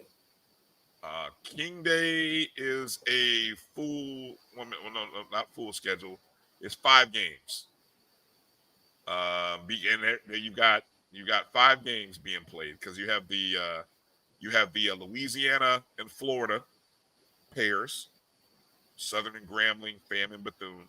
So Louisiana schools are coming to Florida. Okay. Let's see. So who's not playing that weekend? Jackson State has no game on King Day, and Alcorn doesn't have a game on King Day. That would have been the day to play that. But both teams are playing the third. There might be something else going on. I'm curious. Somebody may know is something going on with the. Also, I don't know who, and this is really advanced thinking right here. I know they've got that HBCU All-Star Classic that they always play in February, and there may be those teams may be. Couple of those teams that are adjusted with their schedule right now. I'm just thinking out loud. I haven't studied the schedule that far. Yeah, you got me there. I want to give a shout out to a couple of guys that had a great performance over the weekend. Obviously, the leading scorer for the weekend. Whoa. What's the matter? Keep going. No, I just saw what Lawrence just said. Jalen Spear led all scorers in the SWAC with 32 points. Deshaun Dyson of Bethune had 30. Colty Young of Jackson State had 26. And Charles Smith the fourth of Prairie View had 24. Those were your leading scorers from the men's games. Over on the women's side, again, I'm gonna give a shout out to Liv. She went 6 for 6, Drew, on her picks. So shout out to at Liv for Hoops. Hopefully you guys are downloading her or checking out her videos on Twitter, on X. You had Jackson State 74-46, big time win. Bethune-Cookman got an 80-76 win over FAMU. That was a really good game. Grambling State 82-54. Grambling State whooped up on another team by 30 plus, 28 plus. Southern 64-45 over Texas Southern. Arkansas Pine Bluff with a 75-67 win over Alabama A&M. And then maybe the closest game of the weekend next to the FAMU Bethune game was Alabama State on the road over Valley. So all the home teams won with the exception of Valley. They lost by 3 to Alabama State. Individually, statistic-wise, let me see here. Olivia Delancey of Florida A&M led all scorers on the weekend with 29 points. Zanaya White of Alcorn, Ariana Grizzle of FAMU, Ryan Payne of Prairie View, and Kyla Wormsley, Kaia, maybe Wormsley. I hope I said that right. All 4 of those young ladies scored 21 points. Question of the day, Drew. When you lead the conference on the opening night, scoring 29 and 32, is that enough to get you SWAC Player of the Week? Even though it's in a losing effort? Or is it good enough to get you Impact Player of the Week? And I don't know. Can you say you made an impact when you score 32 in a losing effort and 29 in a losing? Is that really making an impact? How close was the game? How close and competitive was the game? I mean, for FAMU's women, hell, it's a 4-point game. They competed in every quarter. Actually, they won the 4th quarter. I mean, it 2 possessions. I mean, that came down to the last 2 possessions. You have to give, in order for you to win with your team lost, you have to give me something besides points. I need a total effort. I need some rebound. Now you do that with a double, yeah, you get it. Or you give me 5-6 assists or something along those lines, yeah, you may get my vote. As someone who votes for this stuff on a weekly basis. All right. Well, none of those ladies that I mentioned had a second stat. They had no second stat to go with it. I don't see anything under rebounds for any of those names that I mentioned here. So yeah, no.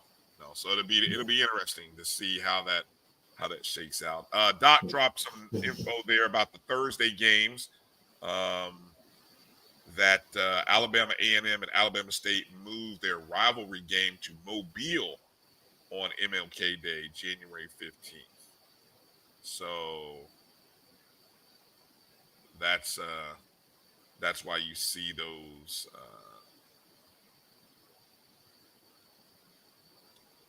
That's why you see those Thursday games. Let's switch over to the MEAC right quick, Brian. Hold on. I was going to ask real quick. Anybody? I saw on Twitter, and I didn't catch a name. There was a young lady from Jackson State who got injured, and it appeared to be a pretty serious injury. Does anyone in the chat have a name on who that young lady is? I mean, obviously, I was looking. Angel. Oh no. Well, Israel. You said Angel Jackson had a double-double. Israel, who was the young lady from Jackson State who got injured in that game? I think it was from Jackson State. White. Okay. Daphne White. Okay. Daphne White. So, and she is a center. So appreciate you guys jumping in. Yeah. Hopefully I know how knee injuries are the major number one injury that affects female athletes, student athletes, or just athletes, female athletes in general.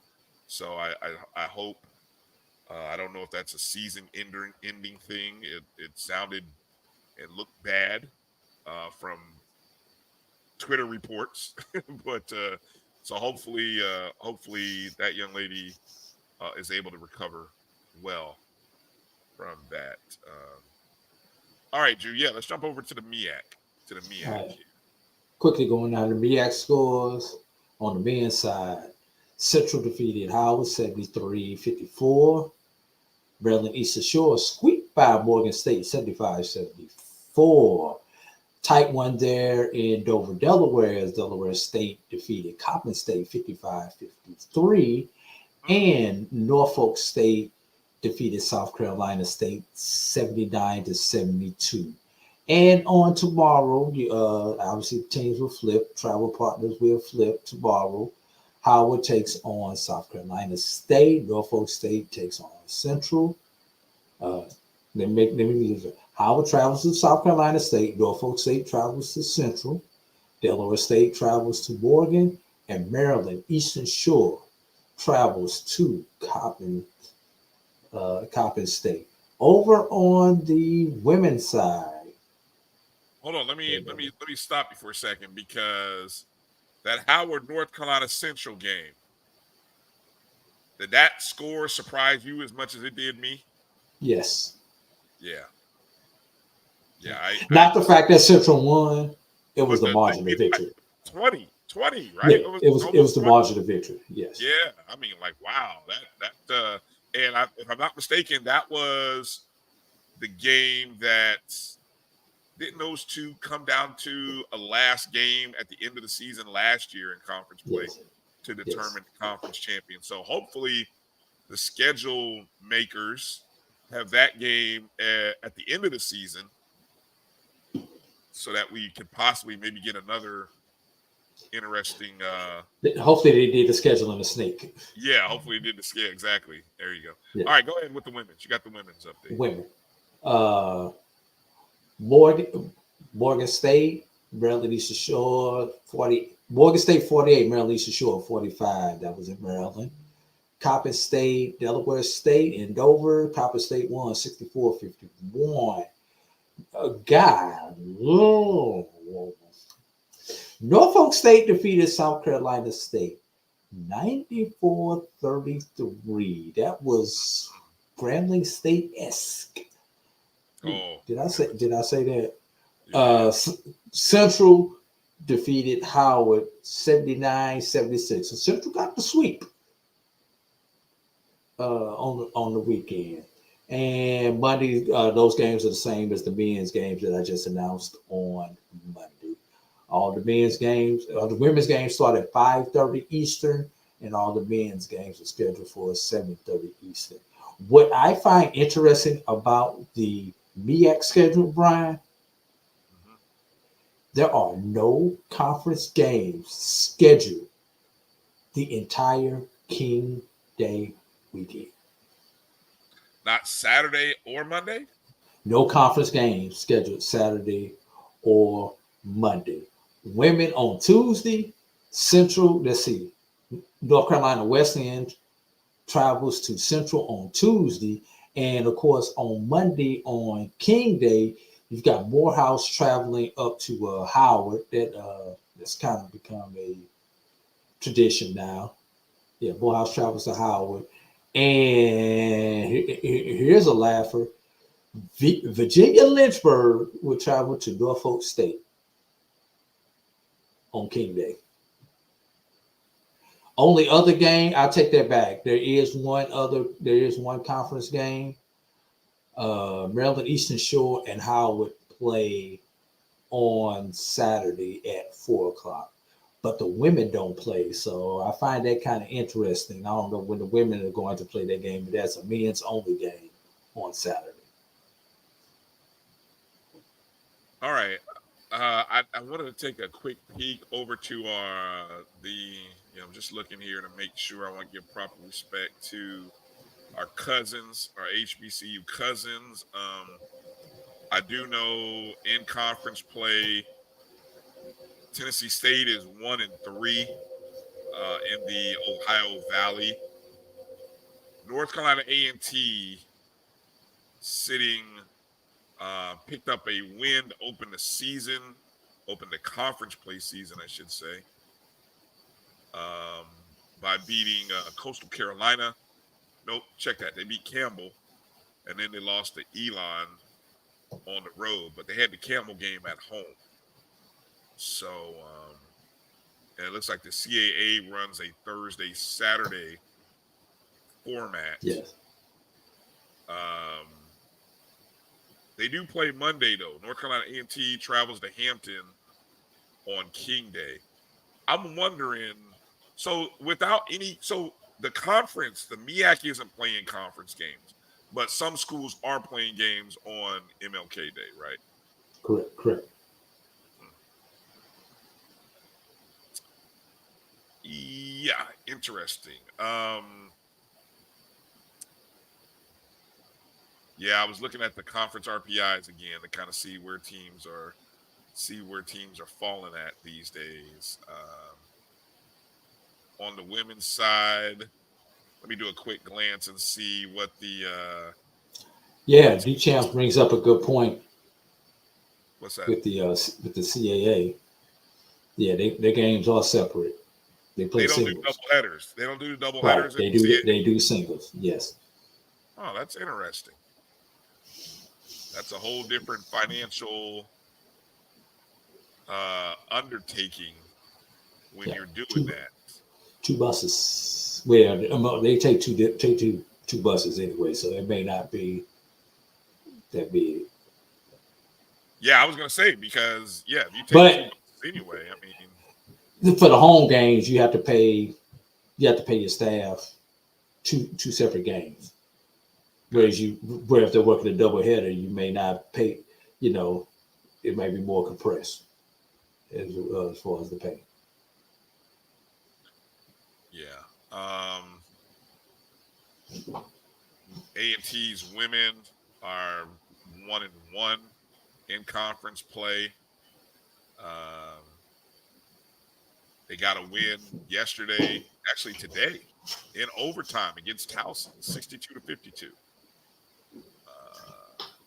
That's after losing to Charleston. So we'll see. We'll see whether the Lady Aggies can stay in the hunt. They were really on the cusp of winning that conference, or at least finishing, at the top. But that's a loaded conference, man. You got, just looking at how many teams are in this field. 9, 10, 11, 12, 13, 14 teams in the CAA. Man. Whew. All right.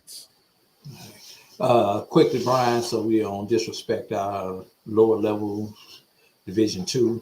I'll quickly go down the SIAC. They did Thursday and Saturday this past week. I'll start off with the Thursday games.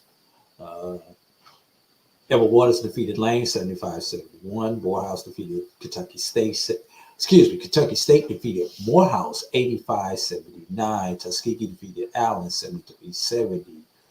Clark defeated Central State 69-67. Miles defeated Albany State 72-52.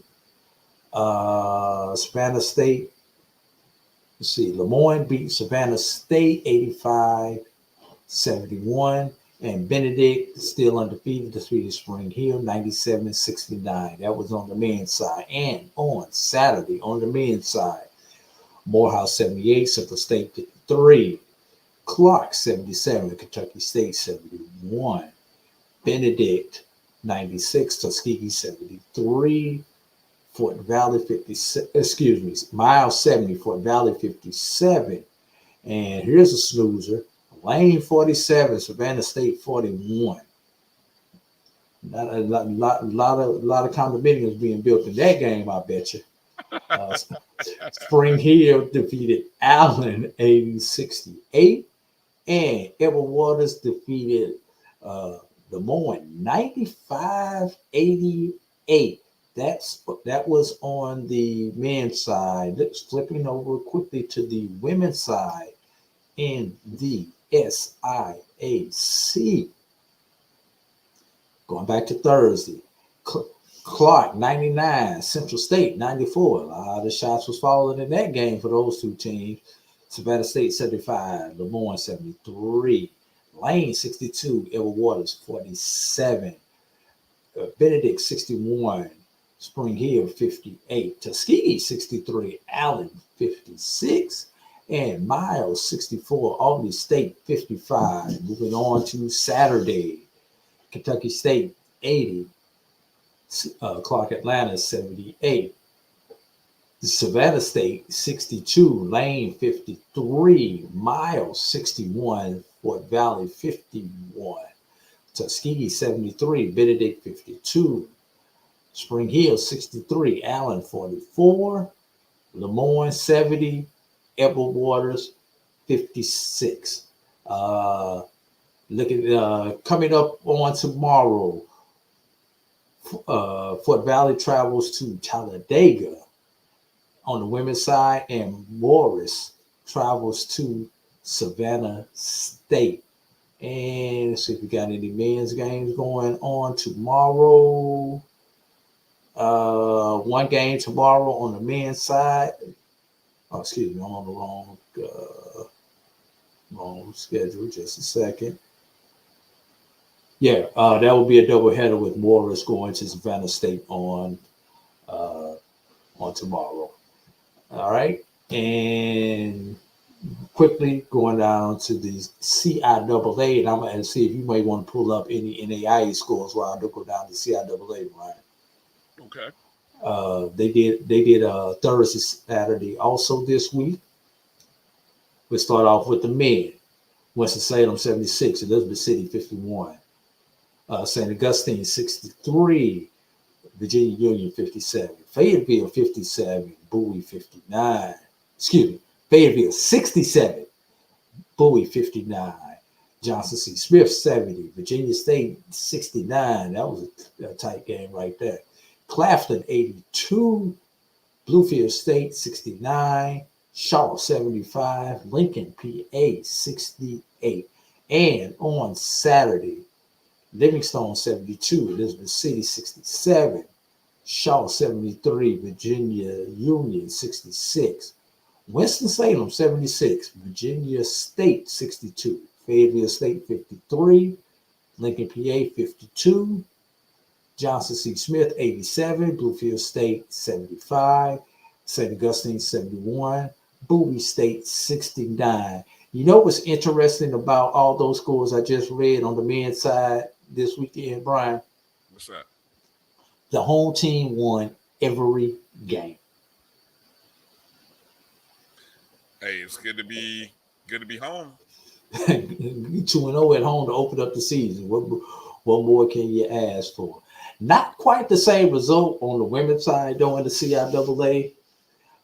Elizabeth City 72, Winston-Salem 62, St. Augustine 58, Virginia Union 53, Fayetteville State 71, Bowie State 54, Virginia State 73, Johnson C 69, Bluefield State 81, Claflin 55. Those scores reported in the Shaw Lincoln PA game. Let me see if I hit stats, if they got anything going here. That would be Shaw 63, Lincoln PA 59. All right, moving on down the line. On Saturday, Shaw 63. Oh, no, I'm sorry. That's the wrong game I was just giving you. Shaw 63, Virginia Union 59. Bowie State 65, St. Augustine 63, Virginia State 61, Winston-Salem 48, Claflin 98, Payne 61. Claflin steps out of the conference on Saturday. Elizabeth City 55, Livingstone 52, Johnson C 54, Bluefield State 51, and Fayetteville State 71, Lincoln PA 68. Those are your women's scores. Monday night, women, Salem University travels to Livingstone. UVA-Wise travels to Winston-Salem. And let's see if those were double headers. No, those are single games on the women's side. And that takes care of your Division II HBCU conferences. Hey, I noticed here looking at the standings, Winston-Salem State on the men's side are still unbeaten, 5-0. And then over on the women's side, Fayetteville State is 5-0 with a 12-1 overall record. And Virginia State is 5-1 with a 13-1 overall record. And if I'm not mistaken, I do believe, just kind of look at the schedule, I think those teams already played each other. Back in December. Fayetteville gave Virginia State their only loss back on December 16th. And appreciate Steve jumping in there saying that Winston-Salem's 11-3 overall. So, watch out for the Rams. Watch out for the Rams. Something good to talk about for Winston-Salem State. Well, they sure need it. Yeah. Let me give you something else, somebody to watch out for. Watch out for the team from my home state, Lincoln University, the Blue Tigers of Lincoln. They are quietly 9-4. Another HBCU on the Division II level that is one of two that are not in an HBCU conference. And for the week, they went 1-1 for the week. They defeated Nebraska Kearney 90-67 before losing to Fort Hays State 69-64. And the last of our Division II teams on the men's side, West Virginia State currently sitting at 6-5. They only had one game this week. No, wait a minute. No, they did not. They did not play this week. I apologize about that. West Virginia State men did not play. Just double checking on the women's side. That way, we're going to give full disclosure for all of our Division II teams. West Virginia State women defeated Bluefield State on this past Tuesday in a non-conference matchup, 80-67. That was at home for West Virginia State's women. And the Lincoln, Missouri women, they are 5-8 currently overall. They're 1-6 in conference. And for the week, they took 2 L's for the week, losing to Nebraska Kearney 57-77, and to number 16, Fort Hays State 62-74. And that wraps up Division II, Brian. Okay, quickly, what I found I didn't know we were going to go this deep into it, so we gotta find a way to better aggregate the scoreboards. Somehow we got to figure a way, but we'll and then be able to. That way we can punch these up a lot faster. What I will say is I'll start over with Langston University, who has a pair of first off, Langston has a pair of coaches that I absolutely love. These guys, Kevin Harrod, who coached leads the women, and of course Chris Wright over on the men's side. They had a good thing. They had Talladega rolling on both the men and women's side. I'm talking. Remember what we talked about? We talked about basketball programs, right? Men and women's. Langston is a basketball program, men and women. Okay, and the women are currently 11-2 on the season, 6-1 in conference. They've won 5 straight. Saturday, they defeated Southwestern Christian 76-47 for their 5th straight conference win. They've only dropped 1 conference game this year. That was back in December. So Congrats to them. Their next contest is coming up on Monday to Central Christian College, traveling over to McPherson, Kansas. And they'll be back home on Thursday in the CF Gales Fieldhouse on January 11th against Texas Wesleyan. The men's team, of course, the men, if you don't know, are ranked number 2 in the country in the NAIA. They are 13-0, 7-0 in conference play, and they got to win. They actually did put up the 100. They put up 100 on Southwestern Christian, 100-59. So I think, is that the first time they put up 100 all year? Just quick glance. It is. So free hot dogs for everybody next home game. I don't quote me on that. I'm just saying. Free milkshakes down at somebody's sponsorship. Somebody reached out on the sponsorship deal to partner with Langston, so that way, hey, if the basketball team scores 100 points, I don't know, free smoothies or free ice cream, whatever. I don't know, but that's what y'all missed out on. But anyway, a good win. They too are traveling to Central Christian College on Monday to take them on, and then they return home with the women on January 11th against Texas Wesleyan. So still rolling. All it takes is one loss by a team that's in front of them, Drew, and Langston end up being the number 1 team in the country. That's how it usually works out, right? That's how it's supposed to work out. You got some thoughts to the other, huh? The HBCU bribe, we just gonna leave it right there. Let's move on to the next set of scores. The other set of scores, the only other school I've got, unless I'm gonna have to go check the GCAC to check their site. But I want to give a shout out to Xavier women. They are currently 9-2 right now. They got a win on Saturday, 68-40 over Our Lady of Lakes. That was over in San Antonio, Texas.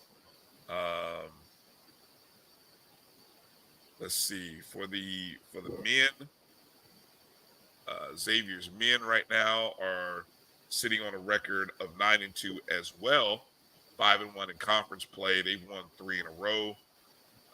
They beat Our Lady of Lakes as well, 88-81. So, obviously you have the double headers happening on the men and women's side at the NAIA level, which, hey, it's smart, right? Keep everything close. Let me jump down south to Florida Memorial University. Florida Memorial playing in the Sun Conference. Of course, Xavier plays in the Red River Athletic Conference. Florida Memorial playing in the Sun Conference. The women are currently 8-5. They lost their conference opener on Saturday to Warner University, 66-63. And of course, this Florida Memorial team handed Xavier women one of their 2 losses on the year at the end of 2023. So Florida Memorial is starting off the season, unfortunately, with a conference loss. But I have a lot of faith that they will find themselves back in the hunt for another title, actually defending Sun Conference champions. So we'll see how that goes. The men suffered just their second loss of the season. They are now 12-2 overall, 0-1 in conference, as they too lost to Warner University 73-68. So not a happy start to the conference season for Florida Memorial, but good program. They will recover. Let's see what I can find. Can I find anything on the GCAC, Drew? I don't know. I was looking the other day and I didn't see. Yeah, they haven't. Yeah, I'm gonna have to call Danny about that and see if they haven't updated their stuff yet. All right. Well. Yeah, see if Danny need a consultant. Yeah. Well. All right. Hold up, I got your GCAC scores because I had them pulled up on a different site earlier this week. So give me a second. Appreciate it, Jeff. Appreciate the update. I'm looking. I have to once we get out of here, I'm gonna have to kind of adjust my TV setup so I can get to that game. Appreciate the in-game updates.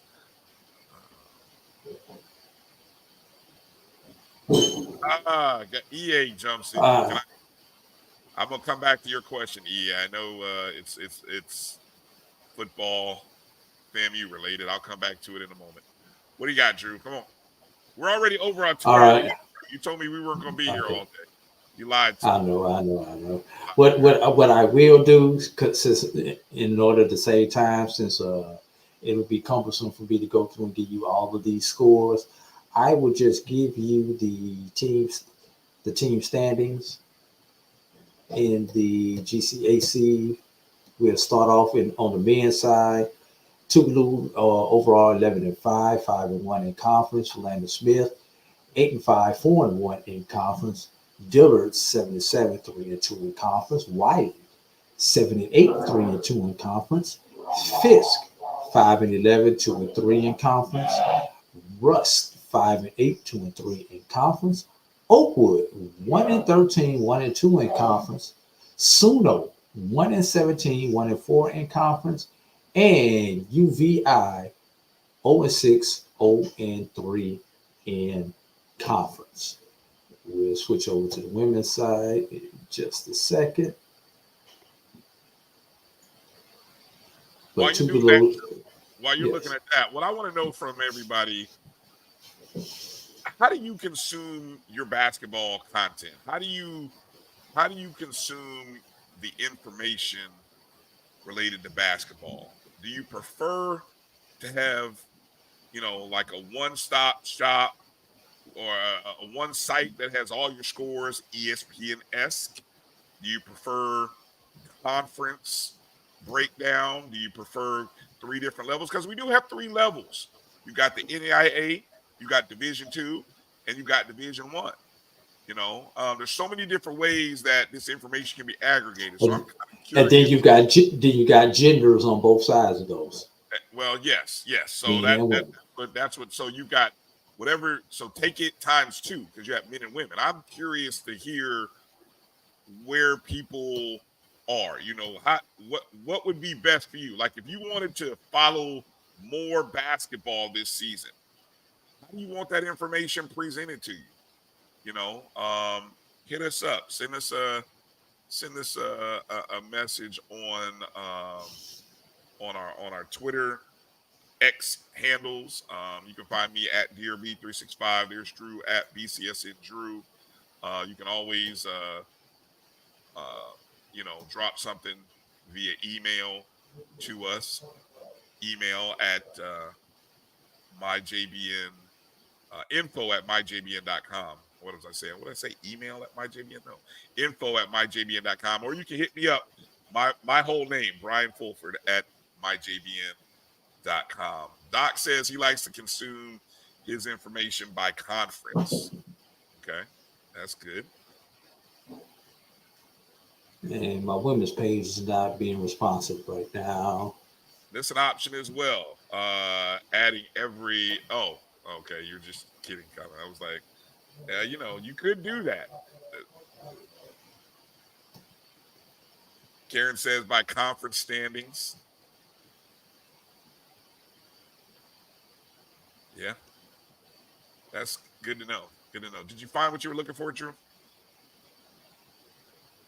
It's coming. I've got to go to my backup site now. That's all right. It must not be. Don't worry about it. You're doing too much. Don't worry about it. It's all good. It's all good.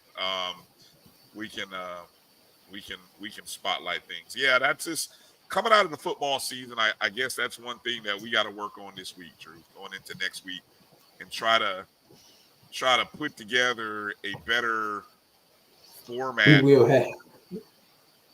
And again, we will have the rankings next week. Scores. I would rather run. If anything, Drew, I'd rather run scores on the ticker at the bottom.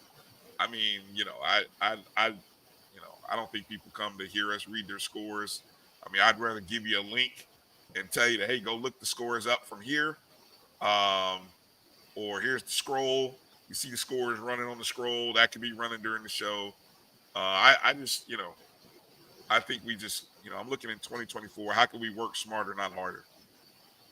And I All felt right, like I got it now. that exercise that we just did was hard. Yeah, especially when you had no idea that you were gonna wind up doing it. Right. All right. GCAC scoreboard. I am on the women's side. Yeah, women's basketball schedule. Just making sure. I'm scrolling. God, just be more careful. All right, here we go. This weekend, going back to Thursday. On the women's side, Fisk defeated UVI 86-50. Russ defeated Wiley 79-47. Philander Smith defeated Tougaloo 87-64. Saturday, Dillard defeated Talladega 80-74. Russ defeated Philander Smith. Philander Smith defeated Russ 77-68. That's a little bit of an upset. Wiley defeated Tougaloo 90-81. And Oakwood defeated UVI 61-37.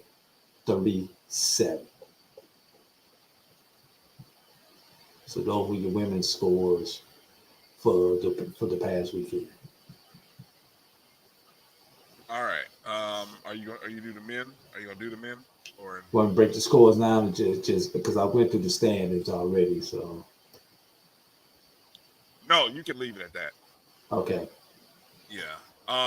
I will say this, so just to let everybody know, of course, hopefully you got a chance to watch some of our coverage of Miles college basketball over the past couple days, whether it was Saturday or Thursday. Shout out to Mo Carter and Roy Evans. Did a great job on the call for those games. This upcoming week on the Black College Sports Network, tomorrow night, we have Savannah State, men and women, hosting Morris College at Tiger Arena. The women start at 5:30. The men follow them at 7:30. And you can watch that game, mybcsn.net/watch. Or you can just go to mybcsn.net and the game will be airing right there on our site. So Savannah State basketball, part of the SIAC right here on the Black College Sports Network. And then on Saturday, we've got two games. Really, technically 3 games, but 2 schools. We've got Morehouse hosting Allen University at 2 p.m. on Saturday, the 13th. And then at 3 p.m., we have a doubleheader, men and women at Miles College. They are hosting Lane College. So I believe that is a 3 p.m. Eastern tip for the women, with the men following. And then again on Saturday, 2 p.m. So 2 different streams that you can watch. mybcsn.net/watch. Make sure you're following the Black College Sports Network on Facebook, Twitter, Instagram, and also on YouTube. And you'll get a chance to watch those games live. That's another uncomfortable conversation that we're going to have, Drew, about where we go to watch basketball games. Because,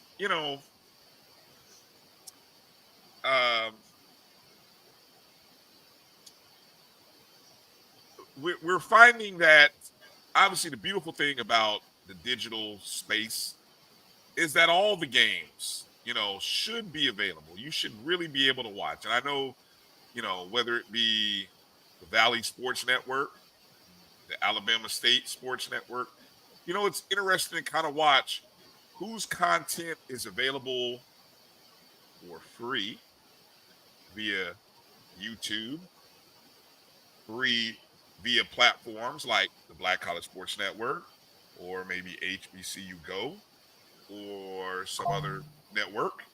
Flow Sports, pay-per-view. Also, you have what? You have schools that are actually have pay-per-view setups for their games. I know FAMU does their home games on Rattlers Plus, which is pay-per-view. I know Prairie View, Southern, I think they run theirs on a pay-per-view. Jackson State as well. But then, so you have this real dichotomy. CIAA Network, another free one. Steve Gator put out there. That's free? The CIAA Network free? Okay. Until the tournament comes, usually. Until the tournament comes. That's cool. So, yeah, I mean, how we consume is really interesting. I do like the fact that every game is available. Every game should be available. But the question, Drew, would you prefer to see these games a la carte?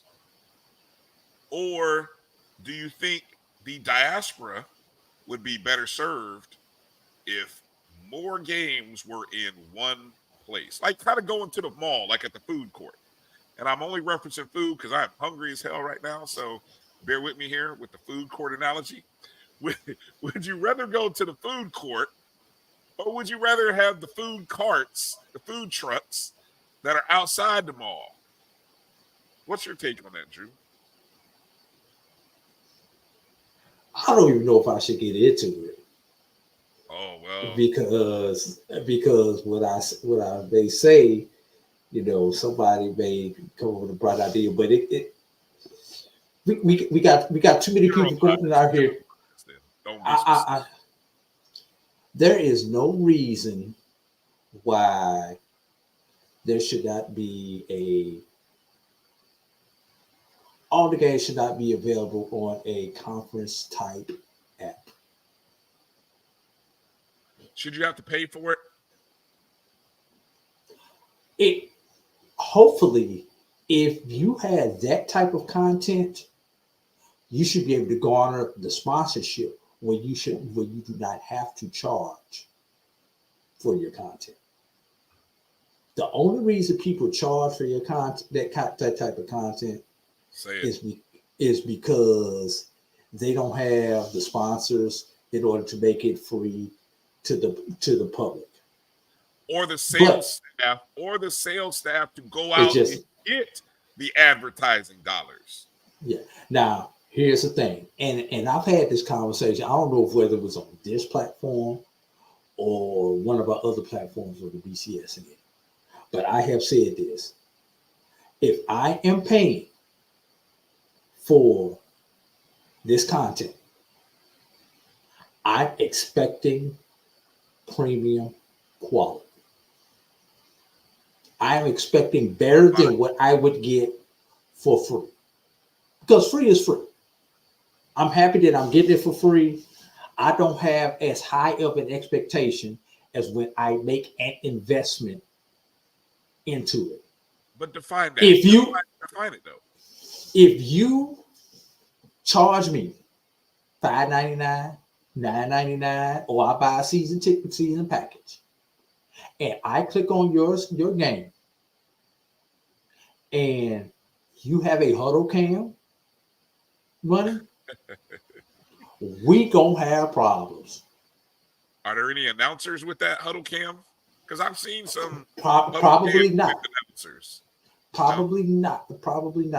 And you better have a play-by-play and a color person if I am paying for this. Why not just try to have one play-by-play? One play-by-play? No, I need more than I need more than one commentator. I need a play-by-play and a color. I need a play-by-play and a color commentator. How about I need replay? How about I need replay? Those are the minimum things I need for pay. Interesting. Because you said a lot there. You've got you got tiers to this. You got, if I'm just giving you video. Oh, that's a good one, Karen. Hold up. No, what Karen said, no commercials. Well, Yeah. there's a reason why you have commercials, Karen. That's a to give sometimes to give the announcers a little break, but also if there's no commercials and obviously if the announcers mute their mics, what are you staring at? The court. I mean, you can't play you usually can't play the audio from the band or whoever's in attendance. So you got to show you something. Remember, it's a visual stream, so it's a visual medium. I got to show you something. So yeah, I'm going to show you a commercial, or maybe a promo. Let's continue this time. How about a graphic? I'll show you a dead solid graphic. Oh, I better have a real scoreboard on there too. Anyway, let's save this conversation for the next podcast, Ryan. No, because okay, well, I mean, but that's the name of this one. I don't want to talk about this tomorrow. I'm gonna move on to something else. But anyway, how much are you gonna pay for that though? $5.99. It better not cost me more than the game ticket. That's all I'm gonna say. Okay, game ticket costs you about maybe $10-15. Okay, $20 that's fair. That's fair. So you pay $5.99 for a game. Yeah. Let's pick up this show and get out of here. See, you're a special one, Drew. Drew said, how much will he pay? Drew said $5.99. Just in case y'all wondered. $5.99.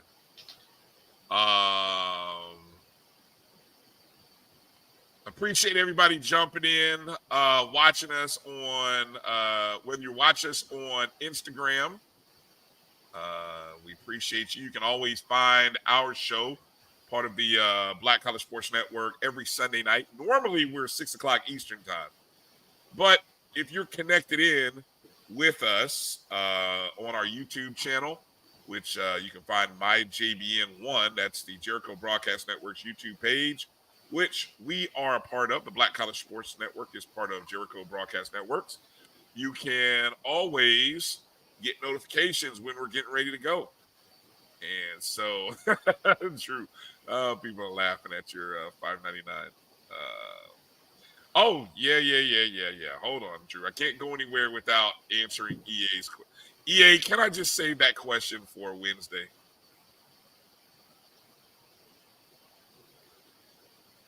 All right, real quick.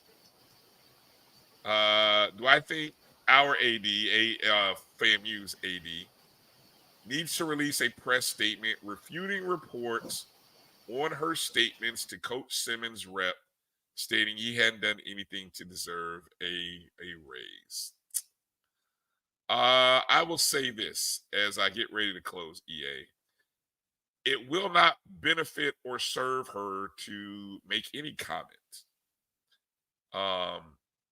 Do I think the question should be asked? Sure. But there's nothing that she's going to say that's going to give you an answer, because she's going to say that any conversation I have with my employees or an employee of the university is a private conversation. Secondly, no comment. She's not going to comment on it. I mean, Coach Simmons is no longer a coach, so why would she talk about any body that's not associated with Florida A&M right now? So, and you could go and if someone wanted to go talk to the lawyer or the representatives, you could, but then they risk doing damage on their end by making any statement other than I can't comment on anything. So you got two issues, Brian. You got PR and you got HR. And the P and the H will make the sound if you mess it up, as in F you. It will F you up. Oh, that's cute. But yeah, no, I like that. But yeah, no, there's no statement that can be made. It's a lose-lose. I mean, people are gonna think what they're gonna think, and you just let them think what they're gonna think. Now nobody has any audio. The only thing that trumps that is in all these situations, any kind of situation, it's always he said, she said until what happens, Drew? Till somebody pulls out the tape. Somebody pulls out some audio or video or something in writing. Now it's a new game. But please note, in the state of Florida, recording conversations without the consent of the other person, I believe, is if not a criminal offense of some sort, it's against the law. Put it like that.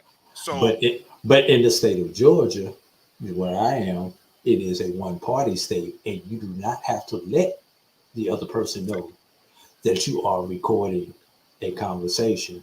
But right. If they ask, you have to provide them with a copy of it, a la C4-5 in the situation that he found himself in.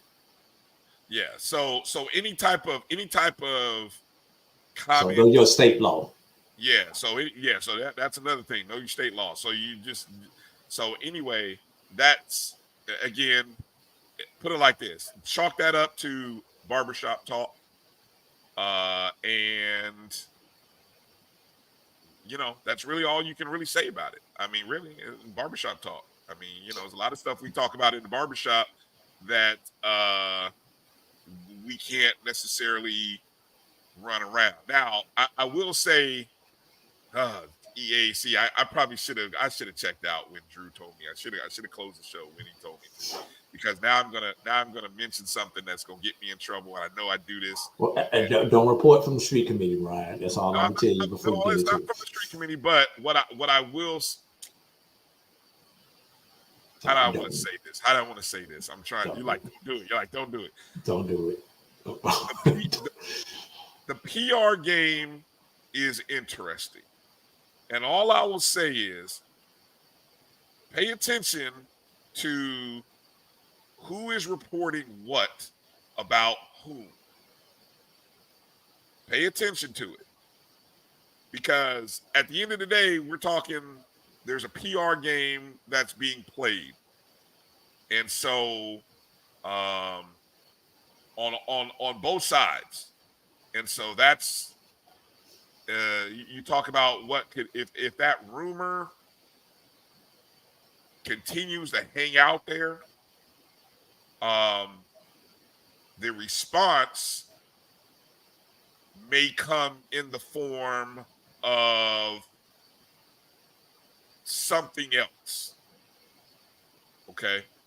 So that's all I'll say. Yes, Karen, thank you. Thank you for telling me to wrap it up. Thank you, Karen. I appreciate you, because I'm gonna get out before I get in trouble. It's too late in the evening. So that's all I'll say about that. Thank you for the opportunity, EA. Thank you to everybody for watching on IG. Thank you everybody watching on Twitter. Thank you everybody on Facebook and YouTube.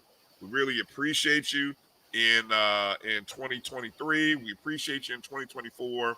We're looking to do some creative things this year. We're always looking to improve. So feel free to hit us up personally on X. You can always find me. There's my handle that's scrolling down there at the bottom. You see Drew's. You can always email us. You can, let us know what you think and what kind of things we can do to improve. We'll hopefully have some guests on next week. And so you won't just be listening to me and Drew having uncomfortable conversations in the new year. That's going to do it for tonight's show. Who do you got winning tomorrow night's championship, Drew? Michigan or Washington? Big Ten versus Pac-12. Big Blue. Big Blue. I'm going Oppo of that. I'm going Washington. I'm going with Michael Penix Jr., future #1 overall pick in the NFL draft. Should have been the Heisman winner this year, but he got Maize and blue. Going with the maize and blue. All right. Well, there it is. So, you guys, if you're watching the national championship tomorrow, enjoy it. Hopefully, when this ends, the Bills can get back to winning games and winning me some money. That's the theme of 2024. Money. MONEY. Get rich or die trying. Live for hoops or die lonely. There you go. All right, guys, we're out of here. Thanks for a good night. Travel light, everybody. Thanks for watching. Peace out. Have a great week. Be safe. Don't forget, Tuesday night, Dr. Cavill's inside the HBCU Sports Lab, 7 p.m. Eastern, 6 Central, right here on the Black College Sports Network. For AD Drew. Will Mike Washington make it 3 in a row? Ooh, are we taking bets? Are we taking bets on that? What's the over-under Mike Washington for 3 straight episodes? I'm going to say 3-1. New Year, do Mike. Okay, 2-1. I'm saying no. 2-1. I'm gonna say no. 2-1. I'm saying no. So I don't know if I'm gonna lose money on that, but 2-1 says no. All right. So it's all love, Mike. It's all love. Make sure to tune in Tuesday and find out. Tuesday, Black College Sports Network, right here. All right.